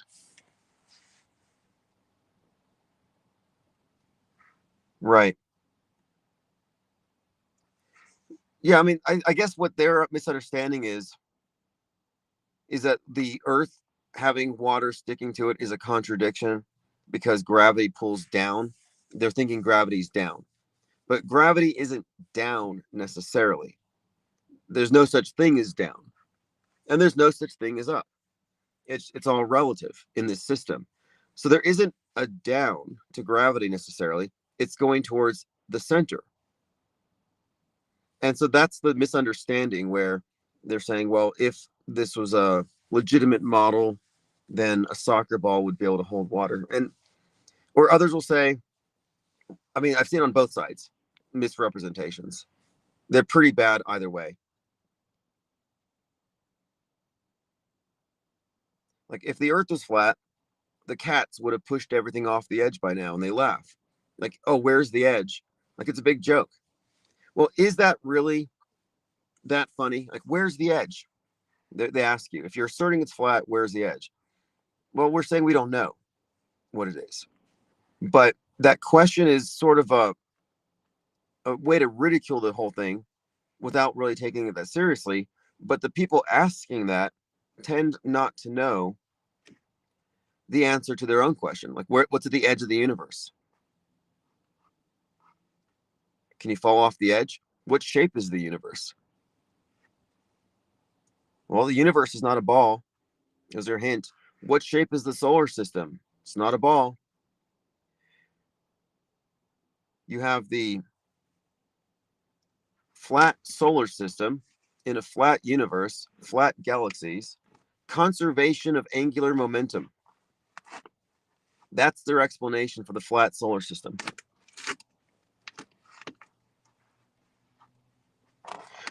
But I never really got into the flat versus round debates because you're debating against people who don't know the news is fake, who are already reality compromised. So what's the point of that?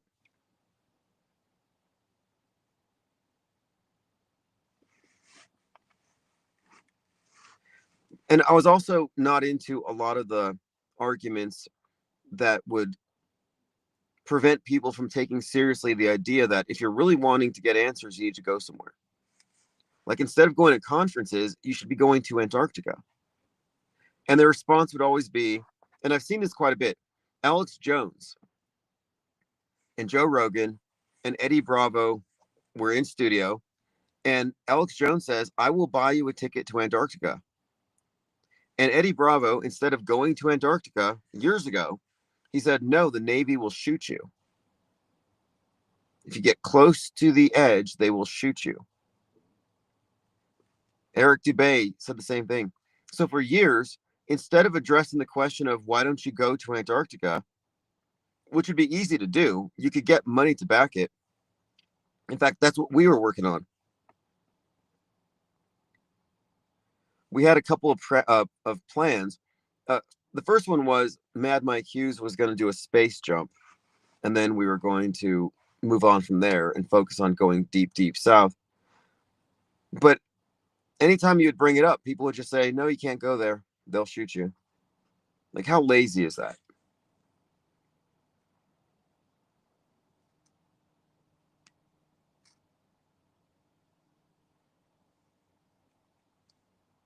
Psyop Sidecar says, that system, the electromagnetic force is so much more powerful than gravity.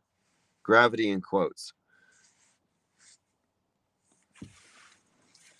Yeah, well, we're kind of like at a dead end with that whole thing, because the people who are interested in getting the answers were too lazy to go look at the edge or go to the North Pole.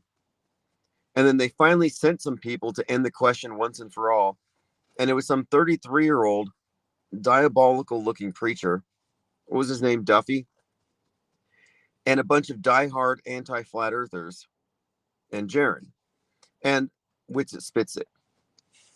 But I kind of think the whole thing was far too biased to be trustworthy. These people are antis. They're not objective. They're not just on a fact-finding mission. And it shouldn't have been that questionable.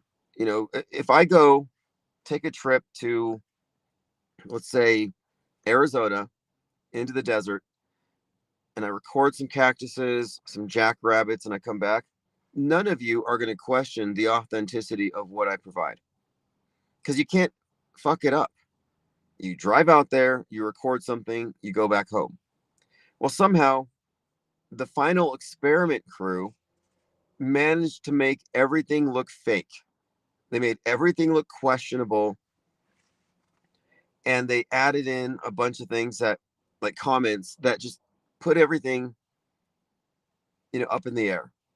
Like Jaronism gets off the plane, and he's like, "Oh, look at those mountains! This is hilarious. They're 10 miles away, but it looks like I can just touch it." And he said it twice. "Oh, that glacier, that thing's 15 miles away, but looks like it's right there." Like, okay, I get it. You're in one of these LED studios, like where they did The Mandalorian. Because never in my life have I looked at a mountain 5 or 10 miles away and laughed to my friends and said, "It looks like I could just reach out and touch that mountain." That's never happened. And yet that happened at the final experiment, where people are like, "Wow, all these distant mountains look so close." It's like rear screen projection. And they're projecting distant objects onto the screen. But when you're recording it through the camera, you can't tell that you're looking at a screen. But the actors obviously can. So I took that to be Duper's delight. So I'm not saying that they didn't go to Antarctica. Actually, I kind of am now. Because you can go. I'm not saying Antarctica doesn't exist. Although, I don't know. As far as, is it one singular landmass? Like, I don't know. And if you know, let me know. If you know what the Earth looks like, show me a picture.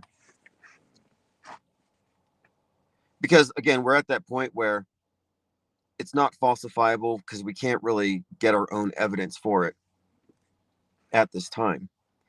But how hard is it to go down to Antarctica, record something, and then go back to, come back and then just show us, and then have it close the case forever? Somehow they made it all questionable. And then you had Vapegate, which really destroyed it. Vapegate made the whole thing seem like a hoax. And if you don't know what that was, you had This is another question. How do you get a vape into Antarctica? A vape pen.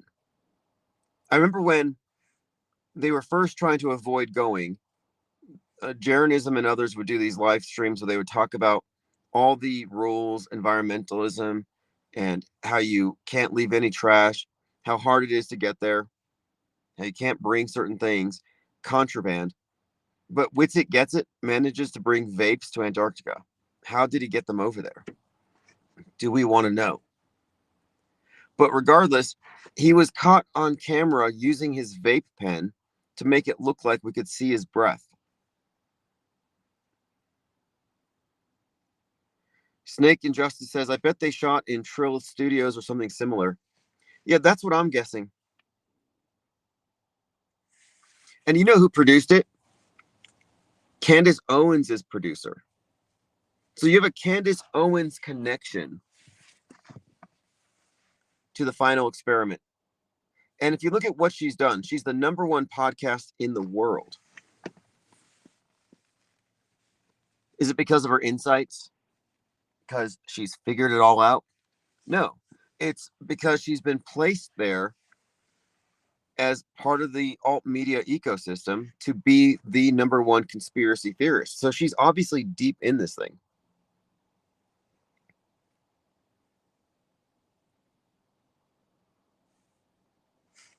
And she's kind of gone flat earth adjacent, but not all the way.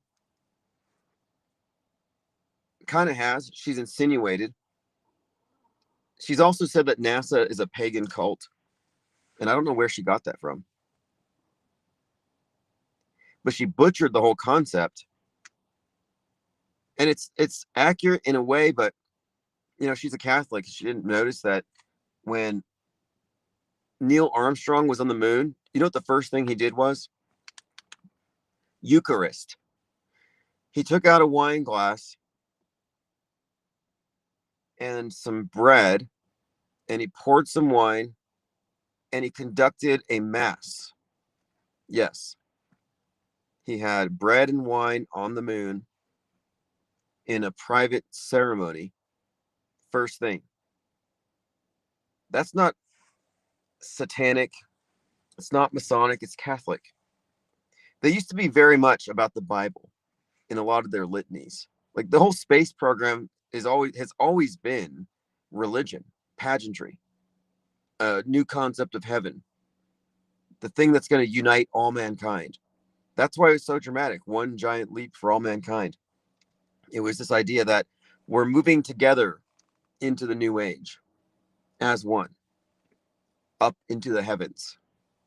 It's a science fiction heaven. And that was a miracle. As far as psyops go, I would call the moon landing a miracle. They manufacture miracles. They manufacture myths, martyrs, and villains. Anonymous says, why is NASA even involved in Antarctica? Shouldn't they be busy faking space? Well, they've got a ton of these Mars simulations. And if you want to go live in a Mars simulation for a few months, it's basically being isolated in a small room, in a tent, living sustainably. It's very much like almost like a horrible experiment, like Siberia. I made this connection before. Space gulags. And space communism is a real thing. If you look at the Russian rocket pioneers and the early concepts of space travel before it became, quote, real, there's a good book about it called, a good description of it, this concept. You find it in this book called Red Star. And the idea was that Mars was where, and this is like a sci-fi from like 1906, where the Earth scientists decided to build a perfect society. So they set up a perfect communist society on Mars. And an Earth scientist goes up there, he sees how it works, and he decides that that's the way we have to do it on Earth. Space communism was a concept quite a long time ago, but when you look at what a Mars base looks like, you know, it's because it's glamorized and it's high tech, it's futuristic, but it's not the Jetsons. Not at all. If anything, it's like a gulag. It's like going to Siberia. The environment's it's uninhabitable. You can't even live there. You have to stay in your bunker. You're on a life support system the entire time. That's what the spacesuit is. You're not bringing freedom with you, freedom of movement, travel. You're not going to have stuff delivered to you by Amazon. There's no DoorDash. You're going to be eating what? Potatoes? I mean, space food. Those Mars bases, the models they've shown us, they all look like prisons. So to me, it sounds like hell. Like, imagine going up there thinking that it's an improvement. No, you're downgrading in every way, and it's a one-way trip if you even make it there. And AI is so good. I mean, video simulation is so good right now that they could send rockets full of people and just let them incinerate in the atmosphere, burn them or let them just launch them into the ocean. And nobody would have to know, because everybody who gets a ticket, who goes to the training, could be modeled, simulated, turned into AI avatars. And then they could just simulate the whole thing. They could just replace shipfuls of people with simulations on this fictional Mars base. And you can interact with them because they're all AI agents. And they're indistinguishable from the people that they were before they were blown up in a rocket that had no intention of ever making it to this magical paradise.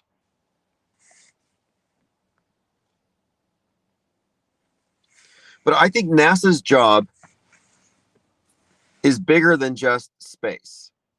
I think what NASA's job really is inner space. That is like, so if the PSYOP entertainment complex has a home, like an office, like a center of action, it's not in the Pentagon. I think it's at NASA. That NASA might primarily be involved with worldview warfare. And if you look into Project Paperclip and the exfiltration of Nazis to America, those Nazis were brought here with the specialties in rocket science and worldview warfare. So if you combine the two, you have NASA. Werner von Braun was a Nazi. Von Braun wrote the book Mars, A Technical Tale, about the first settlement on Mars colonized by the Elon.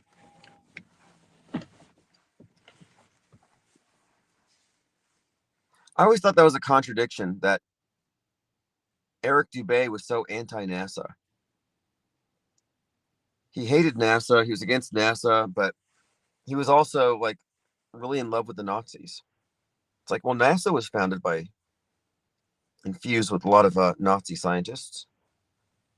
But anyway, von Braun wrote a book that had predictive programming for Elon Musk.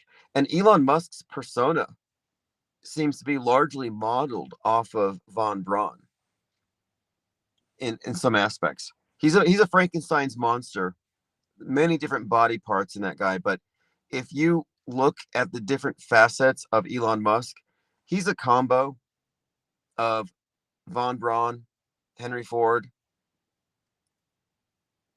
Tony Stark, Iron Man, Willy Wonka, Jack Parsons. And I think there's a couple of others we could put in there. Oh, Neil Bostrom, the simulation guy. He's definitely borrowed some of that guy's persona. But there's a number of characters or personas that are embodied in Elon Musk, and von Braun's one of those. Ascension TV show is pretty cool. Simulation of rockets to space. I don't know if I've seen that one. Is that the one where the Earth is going to get hit by a meteor or an asteroid or something or a comet in 6 months? Like, Don't Look Up. How many movies do we have where it's doom from above? Judgment Day. like T2, the whole idea of judgment or divine retribution, cosmic retribution, uh, the end of the world, end times, fire and brimstone. All that stuff has been mainstreamed through movies and science fiction in particular. And it's all, I think it's all there to influence our opinions about things. Like, oh, if we keep going down this route, it's going to become Mad Max. Like, the movies do help form our frame of reference. It's the reason why they even do predictive programming. Like, these movies are there for your entrainment to the propaganda. Entertainment's a side effect of the propaganda itself. It's not the primary purpose. They're using movies to align us, to synchronize us, to pre-inform us, to saturate our minds, to plant suggestions. Josh Lebsack says there's a facial resemblance as well between von Braun and Musk. I think there is. See, I see Musk as an actor. Like, I remember there are times where he's giving a speech, like he's talking somewhere, giving a talk about space, and people will say, why does he talk like that? You know, he's a genius, he's smart, but he can barely talk. And then commenters would always say, and this is before he got to be the villain, before everyone on the left especially started hating Musk, they worshipped him. And, you know, they would say, well, why does he talk like that? He can barely talk and he's supposed to be this super genius. And they would say, oh, he's so smart that he's got to dumb it down for us to understand him. And so he's having trouble communicating to us at our level. Like, they really did say that about him. But then looking back, I'm thinking, no, he's appropriating the mannerisms and the cadence of Werner von Braun. You know, in other words, that's an affectation. I've noticed the same thing with Neil Bostrom, the simulation guy, who said that we live in a simulation because of A, B, and C. And he gave the scenario to explain why he thinks it's likely that we are, and we're not in the base reality.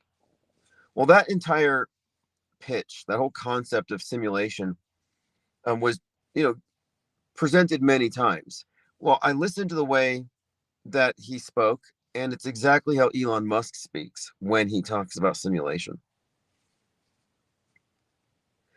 But then we've seen other aspects of Musk, you know, on display, the drugs in particular, which is a, you know, part of his persona.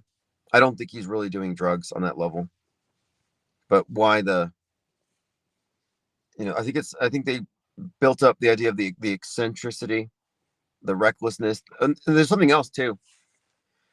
The space cowboy thing. When Bezos and Musk are both presenting themselves as cowboys, remember when Musk put on a cowboy hat, then he goes to Texas, Bezos goes to Texas. That's actually part of the story here. Because what they've done, and this is why they took William Shatner to space, you know, space, the final frontier. What they're conveying, and this is in the meta script, the big story, what they're showing for the zeitgeist is that these billionaire space cowboys are going to bring us all down. That we can't let rich, greedy billionaires decide humankind's future. We can't go into space as capitalists looking to mine asteroids to become trillionaires on Earth, which would be very disruptive. It'd only incentivize consumption that's already destroying the planet. Too many. The world cannot tolerate billionaires and trillionaires at that scale.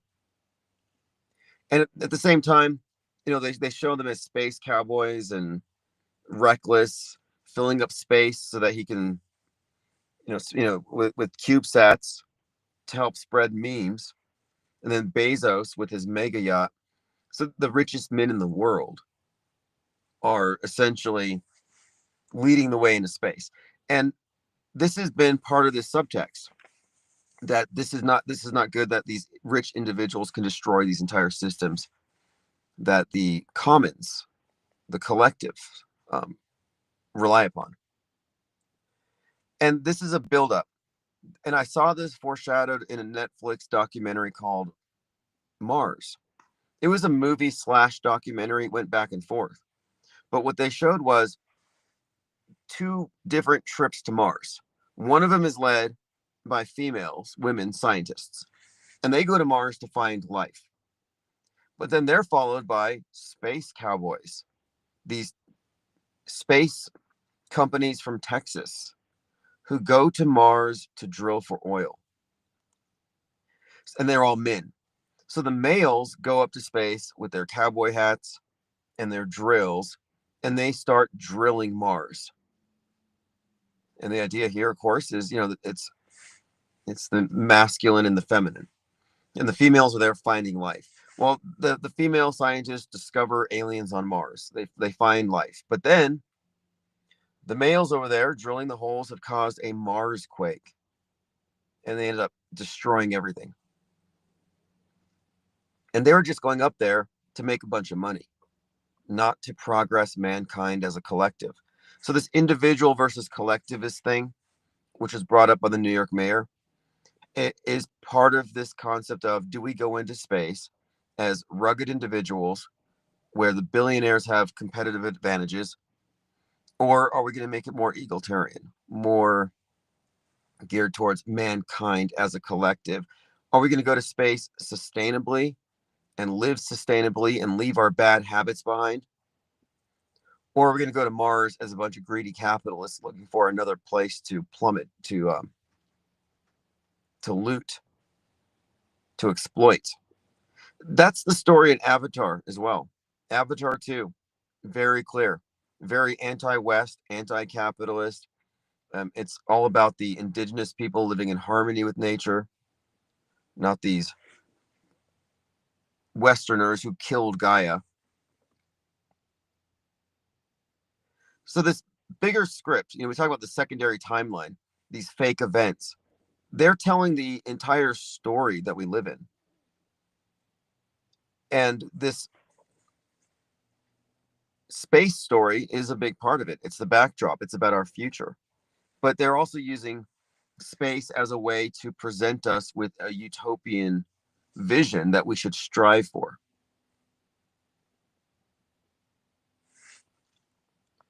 Going through your comments. Sync Kid says, Woody and Buzz Lightyear going west. Tom Hanks's voice reinforced in Apollo 13. Right. I recall that movie, Apollo 13. I was impressed by it. At the time, I believed in all that stuff. Of course, when we get into this stuff, when we get into the meta script breakdown, the space thing is a whole other category that we haven't spent a lot of time on in the last couple of years, but we have quite a bit there. And one of the reasons why these various space missions are considered fake by myself and others is simply that there's a lot of scripting involved, and it seems to really revolve around this paganism, ritual psychodrama, like Mystery Babylon combined with science fiction. And when I say that the rocket is a stylized obelisk, I'm referring to, it's the emblem of the Earth God. It's quite literally a symbol of resurrection and ascension from this realm. It's a symbol of death and resurrection associated with the sun. And therefore, you have all these sun god names attached to these rockets, to these missions. And we were talking about this a couple of years ago with the stranded astronauts on the space station. They rode up there in Calypso. And Calypso is from, Greek mythology. It's the nymph who kept Odysseus stranded for years. And they were, of course, stranded because the Calypso capsule failed. That movie's coming out in July. So after the escape from Calypso, Odysseus then gets into a confrontation with the Cyclops, after with after which he has to confront Poseidon. Poseidon's the one who's responsible for all of his troubles. Because, of course, Poseidon's the father of the Cyclops. Odysseus blinds the Cyclops. Cyclops asks for revenge, prays to his father, Poseidon.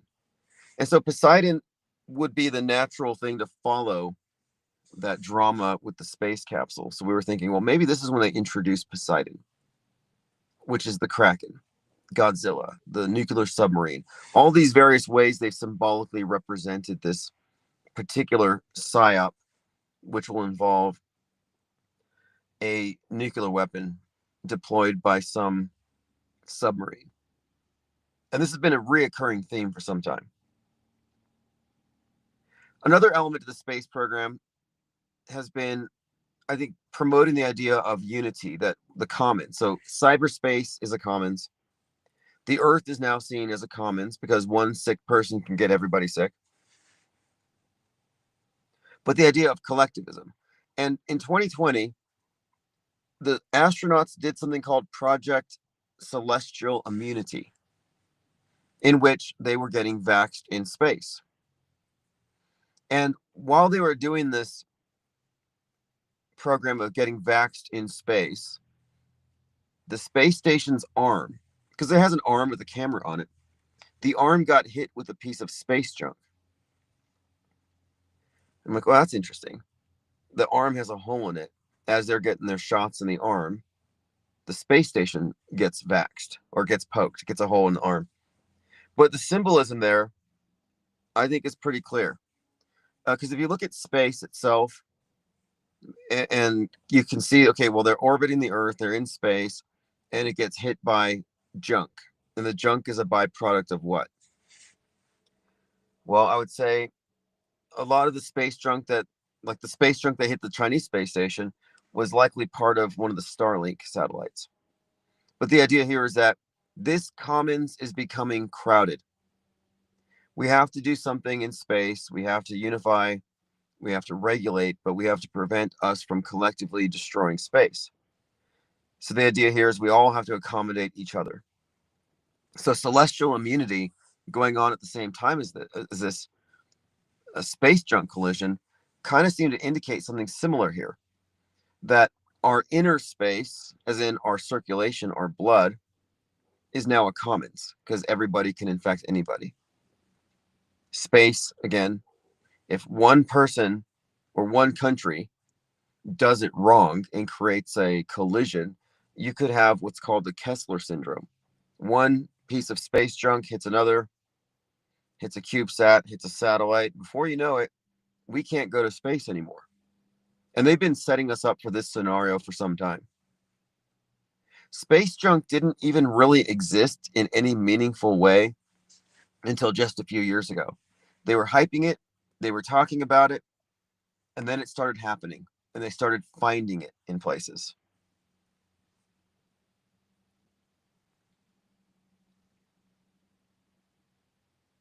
It was becoming almost comical the way that the SpaceX objects would show up in places. But again, this is all to create this perception that we have a new environmental crisis. It's called space environmentalism. It's actually a thing now. But the space junk scenario had been hyped up, and then they brought it into existence. And now Putin's talking about taking down Musk's CubeSats because of what Musk did to help Ukraine. 42,000 CubeSats. That's the idea. But again, I'm saying space is allegory for the inner space, the space between your ears. And they're using it as a way to essentially shape our collective worldview. It's programming. And it's about the we. So Musk is an I. He's a big I, a big individual going up against the collective out of greed and boundless ambition. He's going to ruin space for everybody. Jeff Bezos, the richest man on earth, he sends Captain Kirk to space. So Captain Kirk goes to space for real, And he came, you know what he said? He said, looking at the earth from space, I felt like I was at a wake. I felt like I was at a funeral wake looking down into a casket. He said, looking down at the earth, he felt like it was dead. It's about to die. A calamity's coming. He was really dooming it. So he gets back down to earth, and he's trying to talk about how profound of a trip it was and how the earth is so fragile. And then Bezos just cuts him off, and he's like, "Oh, let's spray some champagne in the air." And he's got his cowboy hat and he's spraying champagne. So think about what I said about the movie Mars, about the space cowboys and then the female scientists. Well, here you've got the space cowboy blasting champagne, celebrating with women, and then you have Captain Kirk worried about the environment and what we're doing to it. And he's hanging out with the man himself, Bezos, formerly of Amazon, or formerly the CEO, who has obviously done quite a lot to damage the earth if you believe the narrative about the impact of the free market capitalism on Gaia and all those Amazon packages, all that consumption. I was talking to an environmentalist the other day, and we were talking about AI, and she brought up something about, I'm just worried about how much water that uses. I'm concerned that AI is wasting a lot of water. That's why I don't use it. Like, what? And when NFTs were a thing temporarily, Elon Musk went along with this idea that we got to do something about Bitcoin and NFTs and their impact on the environment. So even if you think he's some kind of a savior and he's a right winger and all that, he's still part of the green movement. So here's something else too about space. One other point on it, and I think this is a key aspect of it. The space program is fundamentally green. It's not about capitalism, as in the space program will lead you to places, whether it's Mars or the moon, all these bases where you're going to be living in a space gulag. It's going to be very ascetic. There's not going to be, quote, freedom in this sense. You're not going to have convenience stores and Walmarts and different wardrobes and cars. Like, no, you're leaving this worldly stuff behind when you go to space. And that's being presented as the ideal.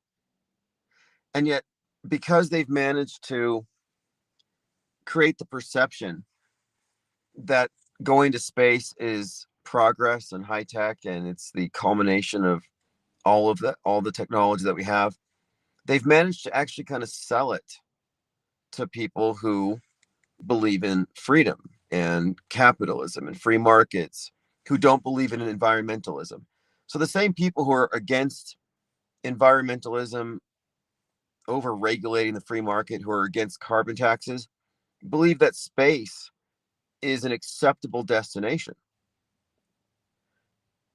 So they're being sold on this ideal that is technically, I would say, a prison system. It's the opposite of freedom. So you could say, yeah, it represents progress. The human race is multi-planetary. Yeah, sure, but you're still living in a gulag. You're still living you're serving a life sentence. You go to Mars, that's a life sentence in some dungeon. I mean, maybe it's sterile, but regardless, how is that a step up? How is that progress if you have to leave everything behind that previously you felt worth defending? You're not going to take your guns to space. There's no MAGA hats on Mars. And I asked Elon Musk this, but he didn't respond because he was talking about, immigrants and how white genocide's happening. And I was like, hey, what races are you going to allow on Mars? Is Mars going to be, the human race is becoming multi-planetary, but is it going to be multiracial, or is it going to just be white Christian nationalists on Mars? How's that going to be decided? And for Musk to take these far right, woke right positions really contradicts his space utopianism, where I thought we were all one. I thought from space there were no national boundaries. The overview effect. I thought the whole point of it was, if we don't make it to Mars by 2030, we're all dead because there's no plan B.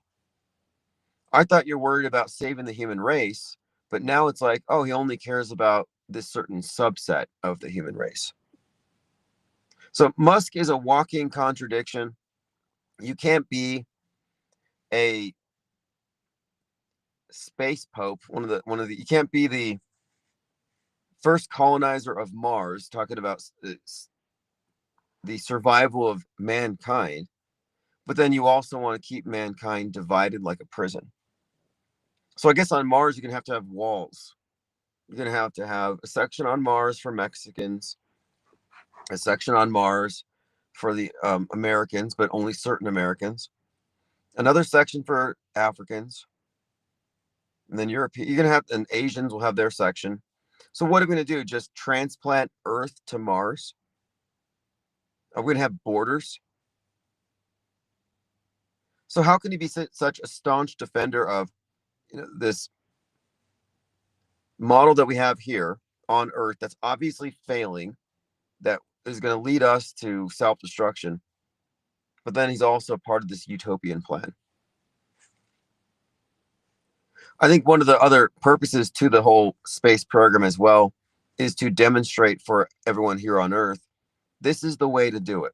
This is our ideal. We will live, therefore, on Earth as they do on Mars. In 2017, in Wired magazine, I read this article where Jeff Bezos was speaking to a group of people about how Earth cannot maintain freedom much longer. And this was in 2017. This is 3 years before 2020. He said, if we're going to survive, we're going to have to enter a civilization of stasis. We will have to freeze civilization to survive. And he said, if you want freedom and liberty, it's going to have to be somewhere else. So he said that if you want freedom and liberty, you got to go to space, because Earth is going to be locked down for its own survival. Yeah, that was Jeff Bezos talking about that several years ago. And I thought, okay, so what they're convincing people of is that, and this is the environmentalist aspect of the space program, the space program's built-in bias is against free market capitalism, overconsumption of fossil fuels, and unsustainable ways of living. So when I say space communism is a real thing, yeah, it actually is. And my overarching point here is that a lot of freedom-loving, capitalist, laissez-faire types are openly in favor of going to space, and that's our future. They've been sold on an ideal, on a utopian vision. So that's pretty powerful if you can use the space program to Trojan horse environmentalism and the green movement at its most extreme to a bunch of people who are actually against it. So again, space travel, fake or not, it is a Trojan horse for this ideal. Anonymous says, how can water be wasted? Doesn't the water cycle imply it's infinite? It's just going to recycle. Right. Artificial scarcity runs this place. And to get back to the idea of why would they misrepresent the world as depicted from space? Well, if they're hiding resources, why is that? Because if there are additional continents that we're not privy to, then it means we're not running out of anything. And my opinion here is that if there are additional land masses that are being concealed by the false model, I don't think they're pristine. I don't think they're untouched. If anything, that's the headquarters. That would be where it's like in the village, the elders keep their commune technologically unsophisticated and control their minds with psyops, so they never leave the village. Well, we're in the village, and the elders know that we're several hundred years behind the rest of the place. We might even be their entertainment. You ever considered the idea, back when you believed in aliens, that they're just watching us like some intergalactic reality TV show, and they just watch us for, laughs, engagement bait, and all that? Like, I remember thinking about this quite a bit. Like there's always this, not a new idea, but the idea that we're being monitored. And, like the Hunger Games or something. And I'm thinking, well, that's probably true. Like we're probably quarantined. We don't even know it. And from out there, we're being watched.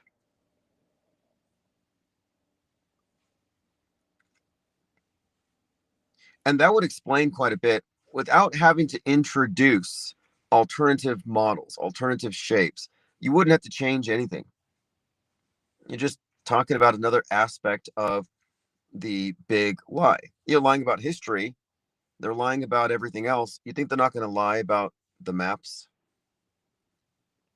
Oh no, history is a lie. The news is a lie. Our concept of the world is fundamentally built on lies, but we can trust the maps. No way.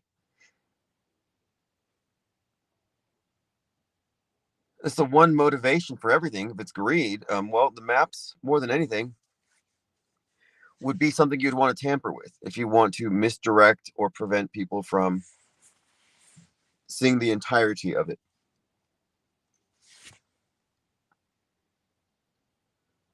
What's up, Kolop? Kenley, thank you for joining.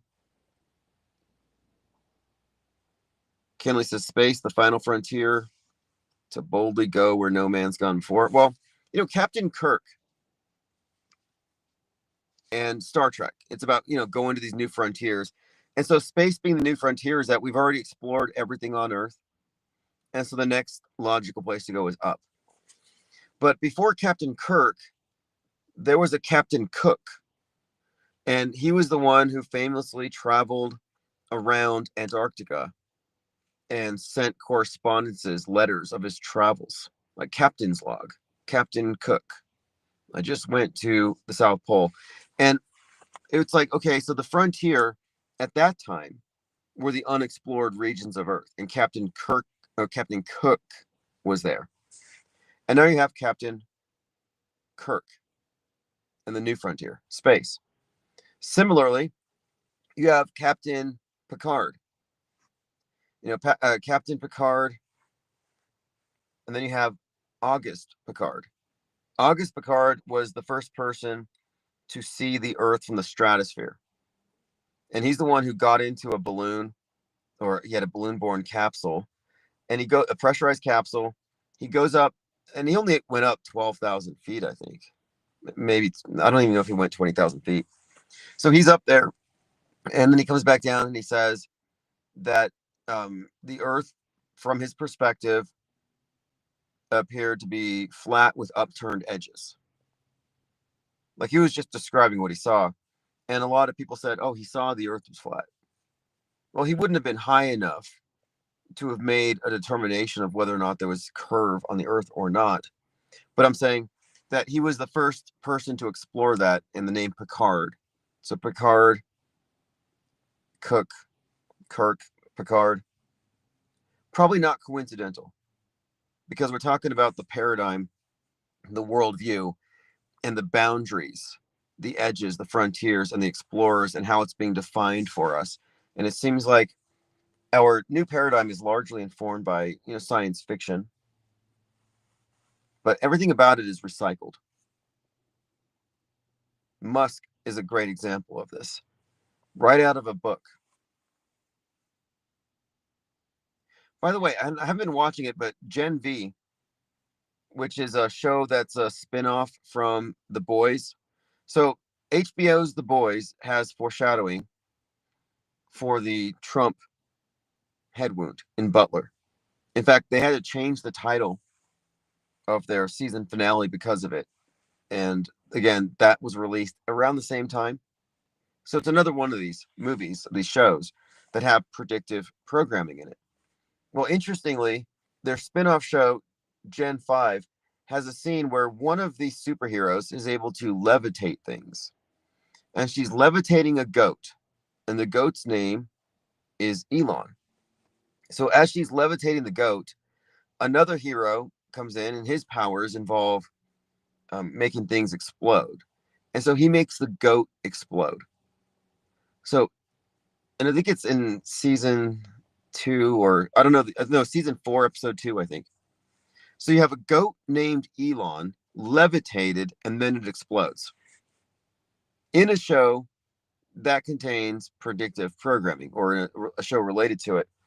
So I'm just saying, what could that mean?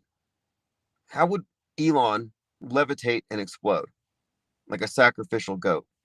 Easy. He gets on one of his own rockets. I mean, you wouldn't get a tattoo from somebody with no tattoos. You wouldn't eat from a cook who doesn't eat his own food. Why would you get on Starship?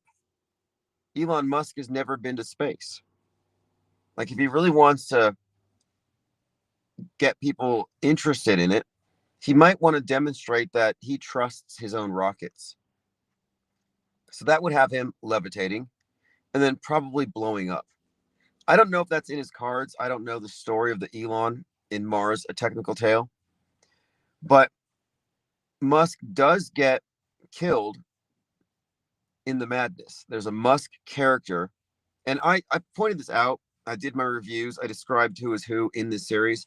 And later it's picked up by others like Vanity Fair, The Atlantic, where later they notice these things. But yeah, Musk is the tech billionaire who helps steal the election and finances the Nazis on the internet in the madness. And he gets taken out by a Luigi-like character. And this was before No Kings. So Musk has been in the crosshairs in this class warfare narrative for some time. So the notion that the TV show that foreshadowed the shooting of Trump's ear, the attempt on his life, the notion that they would also kill a Musk character, a goat, is very consistent and indicative of what could be a plot twist, that they do in fact want to do away with this character. I don't know how it's going to happen. I don't know if that is on the program, but I saw that clip from Gen V, and I mean, it's there. And there has been a buildup with this No Kings thing. Even now, I mean, we haven't talked about it, and I was going to talk about it later tomorrow when we have more info. But Trump arresting the president of Venezuela, a lot of people are into it. A lot of people celebrate, but I also see the leftists are protesting, and I believe there's protests right now being planned for tomorrow. So the No Kings, which really picked up in October. I mean, it started earlier, but they've been organizing and organizing. I'm on moveon.org. I'm on various leftist activist mailing lists. So I'd like to see when they're moving. And there's a lot of activism going up now about Trump and his move without congressional authority. So this No Kings protest is centered on Musk and Trump. So both of these individuals are definitely in the crosshairs of the mob. And you remember the Green Beret parked the Cybertruck in front of Trump Tower and blew it up. Like, that's sending a sign, sending a message. Then Musk works with Trump, the whole Doge thing.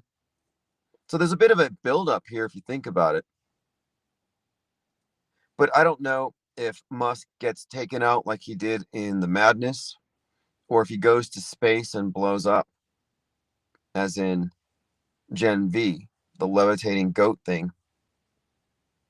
Not quite sure how that story ends. I can't wait for the great deconstruction where we can break down all these characters, because we've done a lot of research and we've barely alluded to the stuff in recent years, but we're going to systematize all this information. Jamarian says, did you watch the show Fight Back with Dave Horowitz, 1976 to 1992?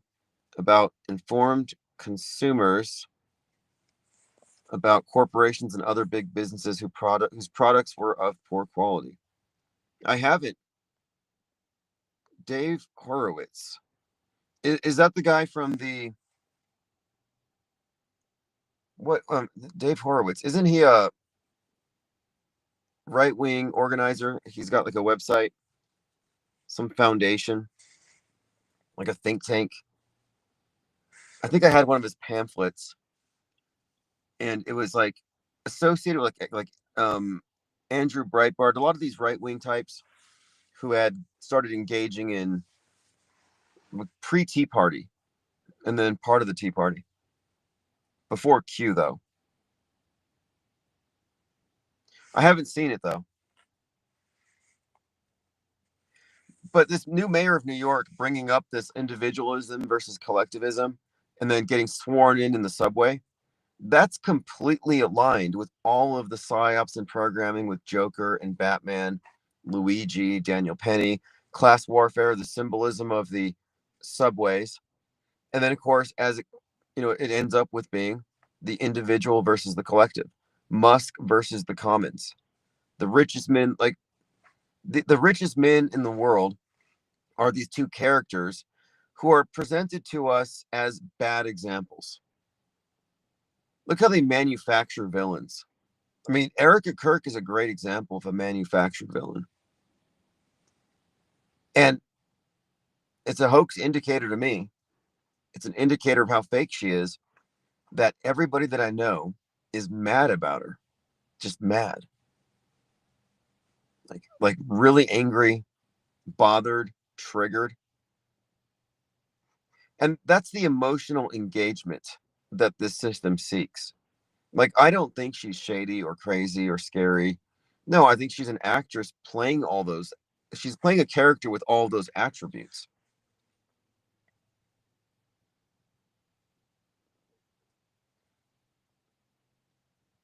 But anyway, I think 2025 was a fascinating study in Metascript and in concurrent programming. Anonymous asks, wait, the Muslim mayor was sworn in the New York City subway? Yeah. Yeah, think about the significance of it. Again, we talk about the symbols here, and we're going to go deeper into these things individually. But the fact he was sworn in a subway is very significant already, as I brought up before. It's the class warfare symbol. Rich versus poor, the uprising, the underclass, those who slipped through the cracks. But then he gives a speech specifically addressing this. We got to stop the individuals and become collectivists. Yeah, that's the purpose of Kill the Rich. It's about, okay, the pre-Tea Party was Occupy Wall Street. Their whole thing was the 1%. Do you remember this? They were like, oh, the 1% have most of the resources, and if they would just stop being so greedy and shared, we could have equality. So the whole Occupy Wall Street thing was built around the 1%. Although the 1% was always a euphemism, probably for a certain group of people. But think about that. Occupy Wall Street against the 1%. And then QAnon comes out, and they're all about the deep state and the cabal. Like, these are similar approaches to getting the masses engaged. And right now it's kill the rich, kill the individuals, eat the rich. This notion again is that the individuals are dangerous and they're a threat to the collective. And this was reinforced in 2020.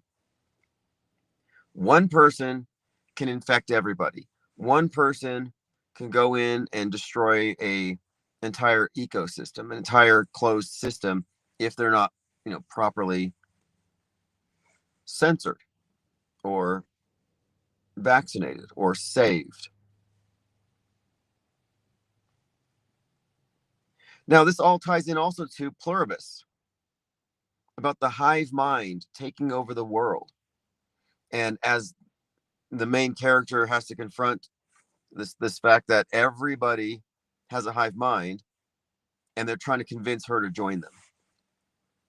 Now, I've only seen the first episode. I am going to binge watch the rest of it because I see this is one of the subtexts to this whole story. The individual versus collectivist thing has been brought up in the context of class warfare. We have our bad billionaire examples of what we need to get rid of. And now we've got a movie about a virus from aliens that converts mankind into a hive mind, a collectivist hive mind.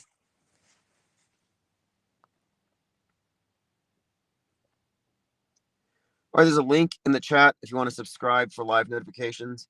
And if you're subscribed to the Tim Osmond Substack, I am going to be uploading all of the whiteboards there. And I'm also using that to announce live streams. And what it does is it sends out notifications, a short video, and it blasts it to one of my YouTube channels. So hopefully we'll see more showing up. We're almost at 100 tonight. And we're not even really pushing for more numbers. We've just been getting back into our routine. But I kind of project that by the end of February, we'll probably be back to over 200 because by then I'll have the phone system figured out and we'll be expanding onto these other platforms. Jamarian May says in Pluribus, they disclose the purpose of the AI is to manage humanity to extinction. Now that's interesting because I've been talking about how AI and aliens are related. How the alien invasion propaganda preparing us for a higher intelligence taking over and managing us as a collective, how that was always just preparing us for AI. And speaking of spoilers, in Begonia, there is a scene. I almost don't want to ruin it because I think Emma Stone did really good. I don't want to ruin it, but I'll just say this. They throw in, because it's about conspiracy theorists, they throw in the domed flat earth thing. Like they actually use the flat earth in their art direction. They don't say it explicitly, but you can see the picture they painted. In fact, I'm going to do a deeper review on it because they definitely have been studying conspiracy theorists and creating this idea that a lot of them are really smart, but these ideas in these echo chambers become self-reinforcing and it turns them into dangerous threats to society. Mind viruses. But yeah, okay, so the fire theme, big right now.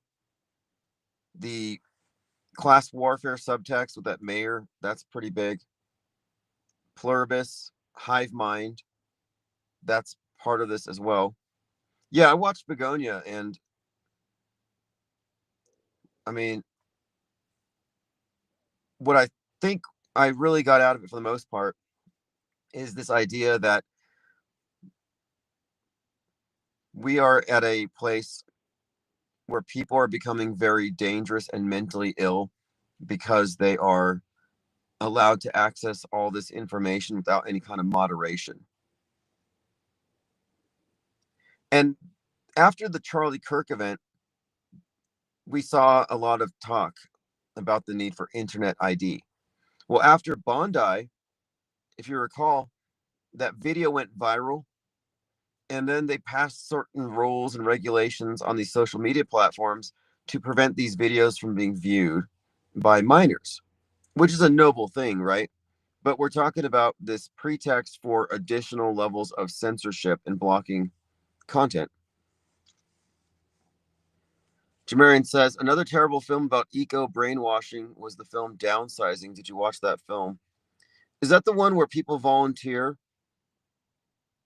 to be reduced to the size of like toys and to live in small cities to reduce their environmental impact? I think I might have seen that one. I didn't see it. I saw the trailer, I mean. Copaesthetic says Trump is pushing an AI control bill nationally. Right. Fascinating. And no matter what, the AI that they release is always going to have the perspective of the mainstream media. That is its perspective. It's foundational to everything that they do, that they maintain that as the dominant paradigm, and the AI can only reinforce it. It will acknowledge the existence of conspiracies, but it will call them wrong.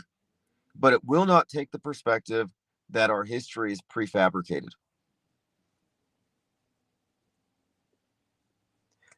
That doesn't mean we're not going to use AI, because we're going to rely on it extensively for the great deconstruction.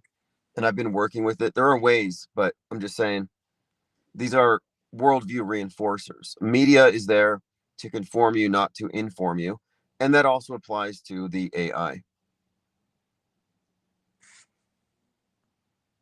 Oh, interesting.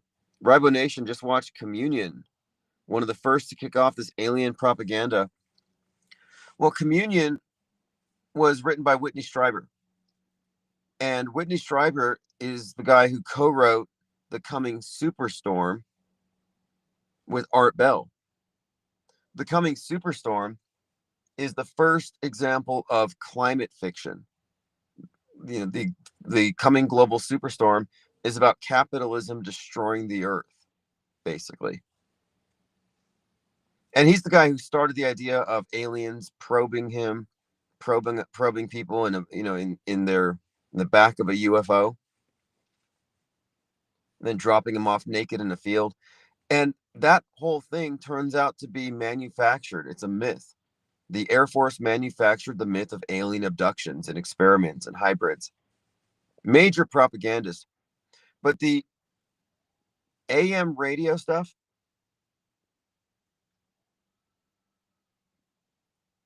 I'm hearing coyotes. All the alien stuff has always been propaganda.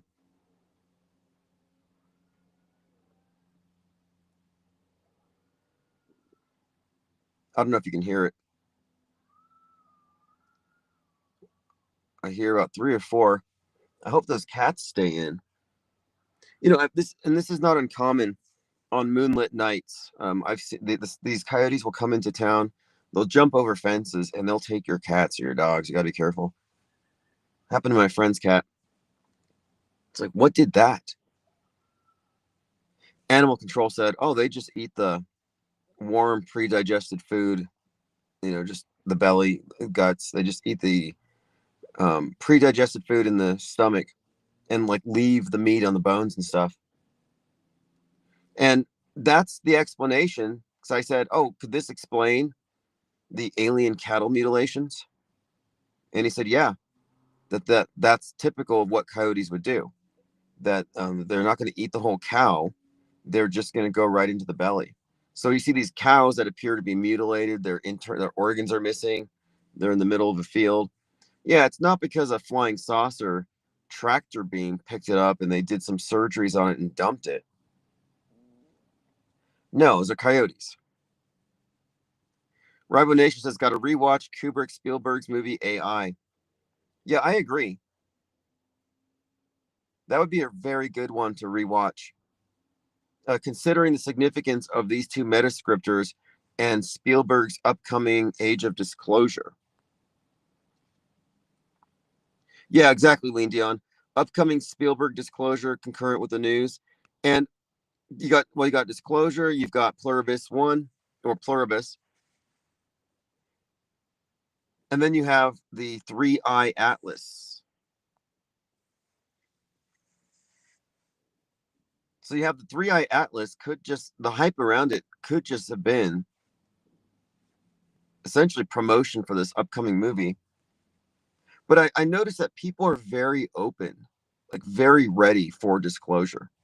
They're ready for the truth to be revealed.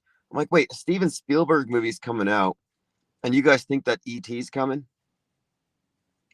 You think that we're going to be invaded or visited because a movie is coming at this time? Like you see what I mean here? What I'm pointing out is that we're the ones pointing out that there is a connection between entertainment and fake events. We're the ones saying that there's a direct one-to-one correlation between entertainment and psyops, and we notice this frequently. It's systemic fakery, as I say, totally entrained.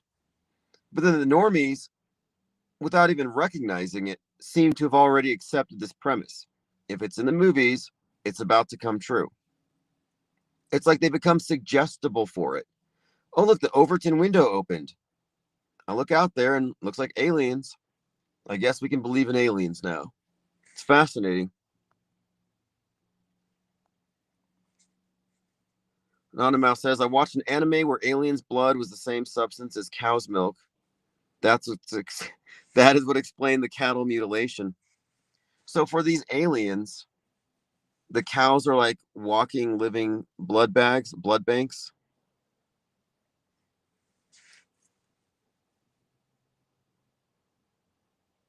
I was just at this thing called the River of Lights, where they set up all these Christmas light covered wire sculptures at these gardens downtown. And it's a pretty big event. I mean, there's a ton of people. It's pretty remarkable.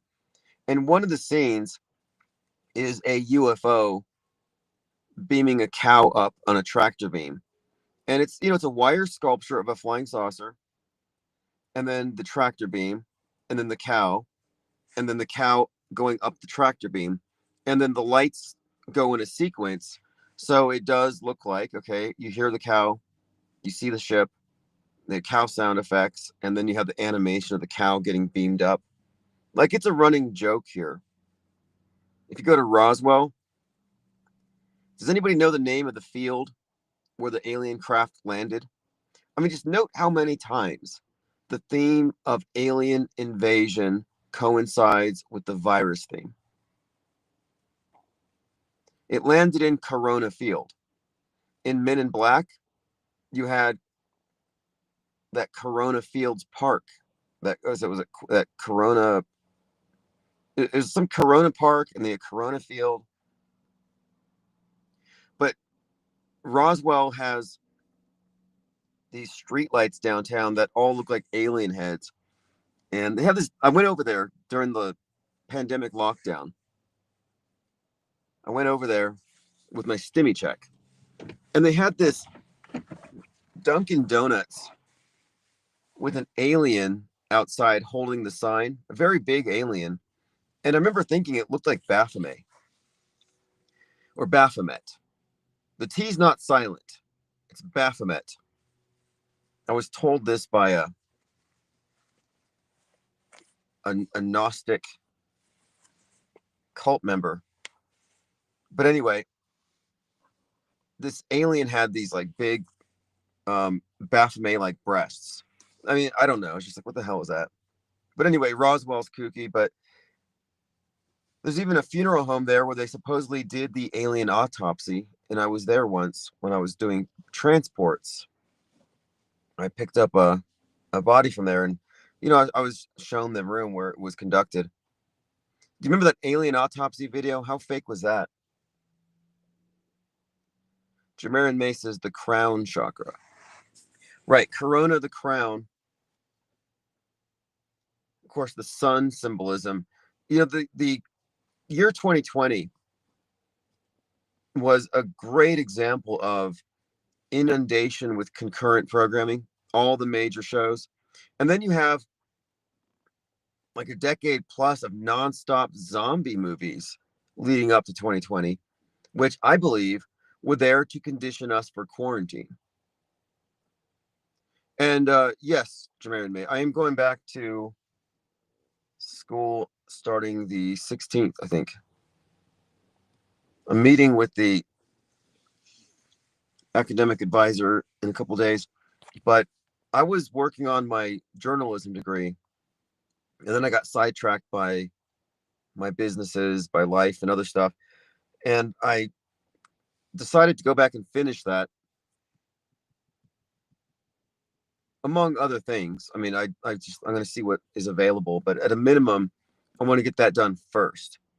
And it's all part of the bigger plan as we get into publishing, the tabloid. It might even be useful to network a bit. I remember last time when I was a part of that program, a lot of doors were opening very quickly.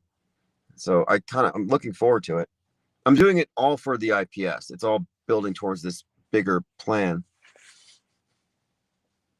And everything's moving along, I think, at a decent pace. It's obviously not ideal, but I'm all for stress tests. You know, when things start breaking, falling apart, and you have to sort of work with things and downsize, that's not always a bad thing. You know, if I just got bailout money, you know, some kind of, you know, like what they did for COVID loans, you get money like that, you might actually just be perpetuating a business model that's suboptimal, possibly not even scalable. So this is a way of trimming the fat, getting rid of anything extraneous and unnecessary. The iPS think tank is anti-fragile. Every attempt to censor us has only improved what we do. The whole wrench thing is when this started. You know, we were hit with this attempt to fracture our ability to even have a decent conversation, and we fixed it. But this is the process of, I think, building something lasting that will survive no matter what they throw at us, and will self-perpetuate. That's the main thing. Like, to me, this is like, there's a concept that I really love from The Art of War in the chapter on force, where it talks about the power of positioning and in other words, and it uses the example of throwing a rock. You know, in a melee, in a fight, you throw a rock, you have one shot, and if you're outnumbered, it's functionally useless. But if you know the principles of force, you climb a mountain and you use that rock to set off an avalanche, and then you wipe out the whole village with that one pebble. And that's kind of how I'm looking at this. We have to be positioned in such a way that this is ground zero for something, creates a chain reaction, some chain reaction where down the line, these ideas that spread have no direct link to the source. So in a sense, we're creating this disease X. Like, we might be disease X. Like, we could be like Hot Skulls. We could be the exact thing that Hot Skulls was warning against, where they're going to have to mandate earplugs because you don't want to hear what these people are saying because it'll cause you to unplug. It's like we're passing out They Live glasses. And do you remember John Carpenter documentary, They Live, where you have to put on this pair of sunglasses to see through the system, to see through the propaganda, to see the aliens that are controlling everything. And the main character, Rowdy Piper, has the hardest time getting his friend to put the glasses on. He has to fight him. They literally fight for like 20 minutes, just punching and slugging and body slamming. And he forces his friend to put on these glasses. And then he sees through everything. And that's why I say there's no point in debating with believers. Like, you got to fight them tooth and nail to have them take a different perspective. But I mean, we have boxes of those things that we're going to be dispensing to those who want them. You know, I'm not trying to force people to take this perspective, but there's going to be a point where it will be something like an avalanche. It will be out of our control. That's why we're in the process of optimizing this. That's correct, Jameer and May. They were using a frequency to mind control people. Yeah, They Live is a great documentary. John Carpenter. I would also say In the Mouth of Madness also shows how the people are controlled, not by aliens in that one, but by fiction, by an author whose books were so influential that everybody's worldview shifted and the world warped to suit that book. And so you could replace the book In the Mouth of Madness with a Quran, with a Bible, with a holy book of any kind, with the Communist Manifesto. the movie was about how if you monopolize worldview, you control the world. But in The Mouth of Madness, it's actually a bit more science fiction-y, and it goes into this area where the world literally changes to reflect what people. So the books are becoming real. The Earth becomes a horror story. The whole world becomes this freak show, horror show, totally aligned with the author who's hijacked control of reality. I think it's one of the better movies I've seen for explaining the metascript concept and the concept of worldview control and worldview monopoly. And it also has this, and I think John Carpenter knows how the system works. So we talk about metascriptors and who's in the know. He has to know how this thing works. It's definitely revealed in The Mouth of Madness. Reveals it for sure, because the main character finds out how it works. Everybody's gone crazy but him, so he hides in a mental asylum. He's like the only sane person in the world. Kind of reminds me of Pluribus in a way, which is why I have to watch it. This hive mind theme. But anyway, he exits the asylum. The world's gone crazy, and he sees a movie theater. And the movie theater is showing In the Mouth of Madness. So you got the movie In the Mouth of Madness. And in the movie, there is a movie called In the Mouth of Madness. He goes in to see the movie, and he's watching his own life on the big screen. Everything that he just lived through in the movie, he's now watching in a movie in the movie. So it gets kind of meta. But he's laughing. He goes crazy seeing it. But what the big reveal here is, and I think this comes straight from John Carpenter, is that we're living in a movie. And it may not be Sutter Kane, horror author, but there is an author that is writing the story that we're all living within. That we're all inadvertently playing roles. We're all characters in this big movie.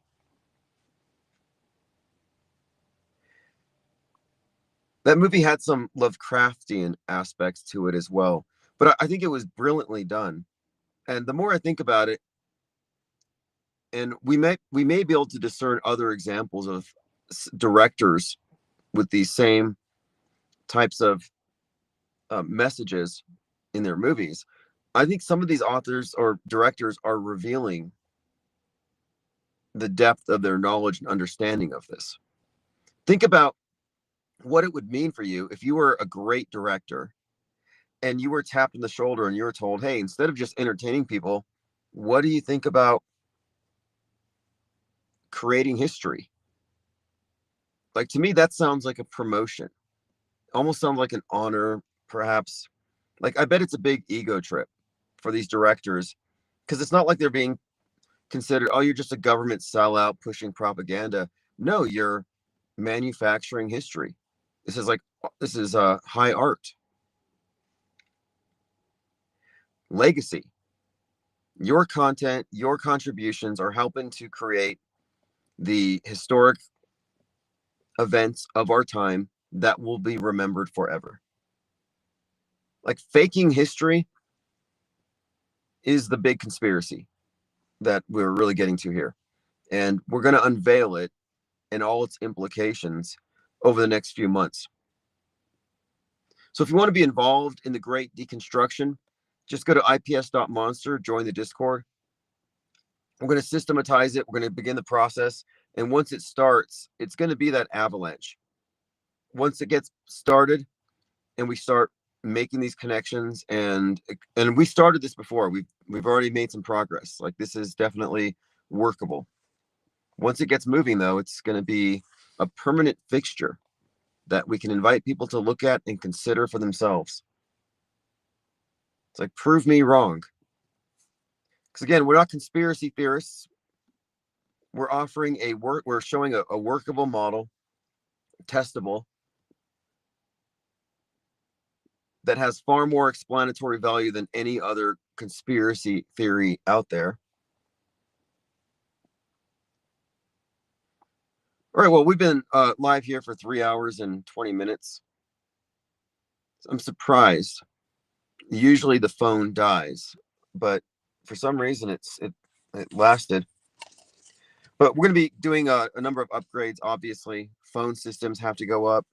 We're going to expand the number of platforms and get the numbers back up. But the main thing is books, by the way.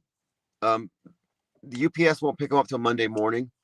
But if you got copies of the handbook, signed copies, you'll be getting your tracking numbers as soon as those get scooped up Monday morning. And then I'll probably order another half dozen. And the whiteboards, so whiteboard number 1 is out. I've got about 7 more of those. And those other whiteboards will be presented in the exact same way. And these are all part of what will be a singular discussion where I'll go through the 6 sections of the book. Each section will have infographics, a whiteboard, and a talk to explain these concepts and put it into these digestible sections. Yeah, we'll go for another minute here, make it a solid 3 hours and 22 minutes.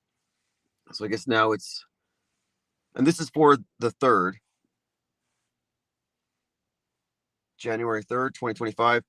And obviously there's a ton of stuff going on, Venezuela and all that.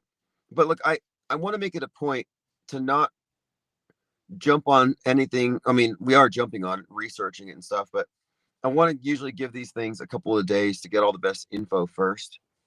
But we're still, gathering information. Respond, not react. But the bigger story, it's obviously clear here. The leftists will be protesting tomorrow and the next day and the next day. But I've already seen them where I'm at. So I'm expecting no Kings-like action. Anonymous, can we expect you on Fakeologist next week? I'll have to reach out to him. I don't think he knows I'm back. But yeah, we should probably catch up. There's also another channel, a few other channels that I've been wanting to reach out to. I wanted to speak to Bach Precision, Bro Sanchez, and a couple. I have a list. I have a list of content creators I want to speak to and run these things by them. I'll be more focused on cross marketing and reaching out and networking after I have this series of whiteboards, because I think these are the things that I want to discuss. What's up, Howard? Thank you for joining. Jamarian May says, expect major movement in Korea. Hey, that would be very consistent with Hulu's The Tempest. Taiwan as well. Exactly. Yeah, there's got to be a reason why The Tempest was done out in South Korea and why it involves Taiwan and North Korea, South Korea, and nukes. So we'll see how that all fits into the picture. I'm going to go watch Pluribus. So in other words, I'm going to do some research. We'll see you all in Discord.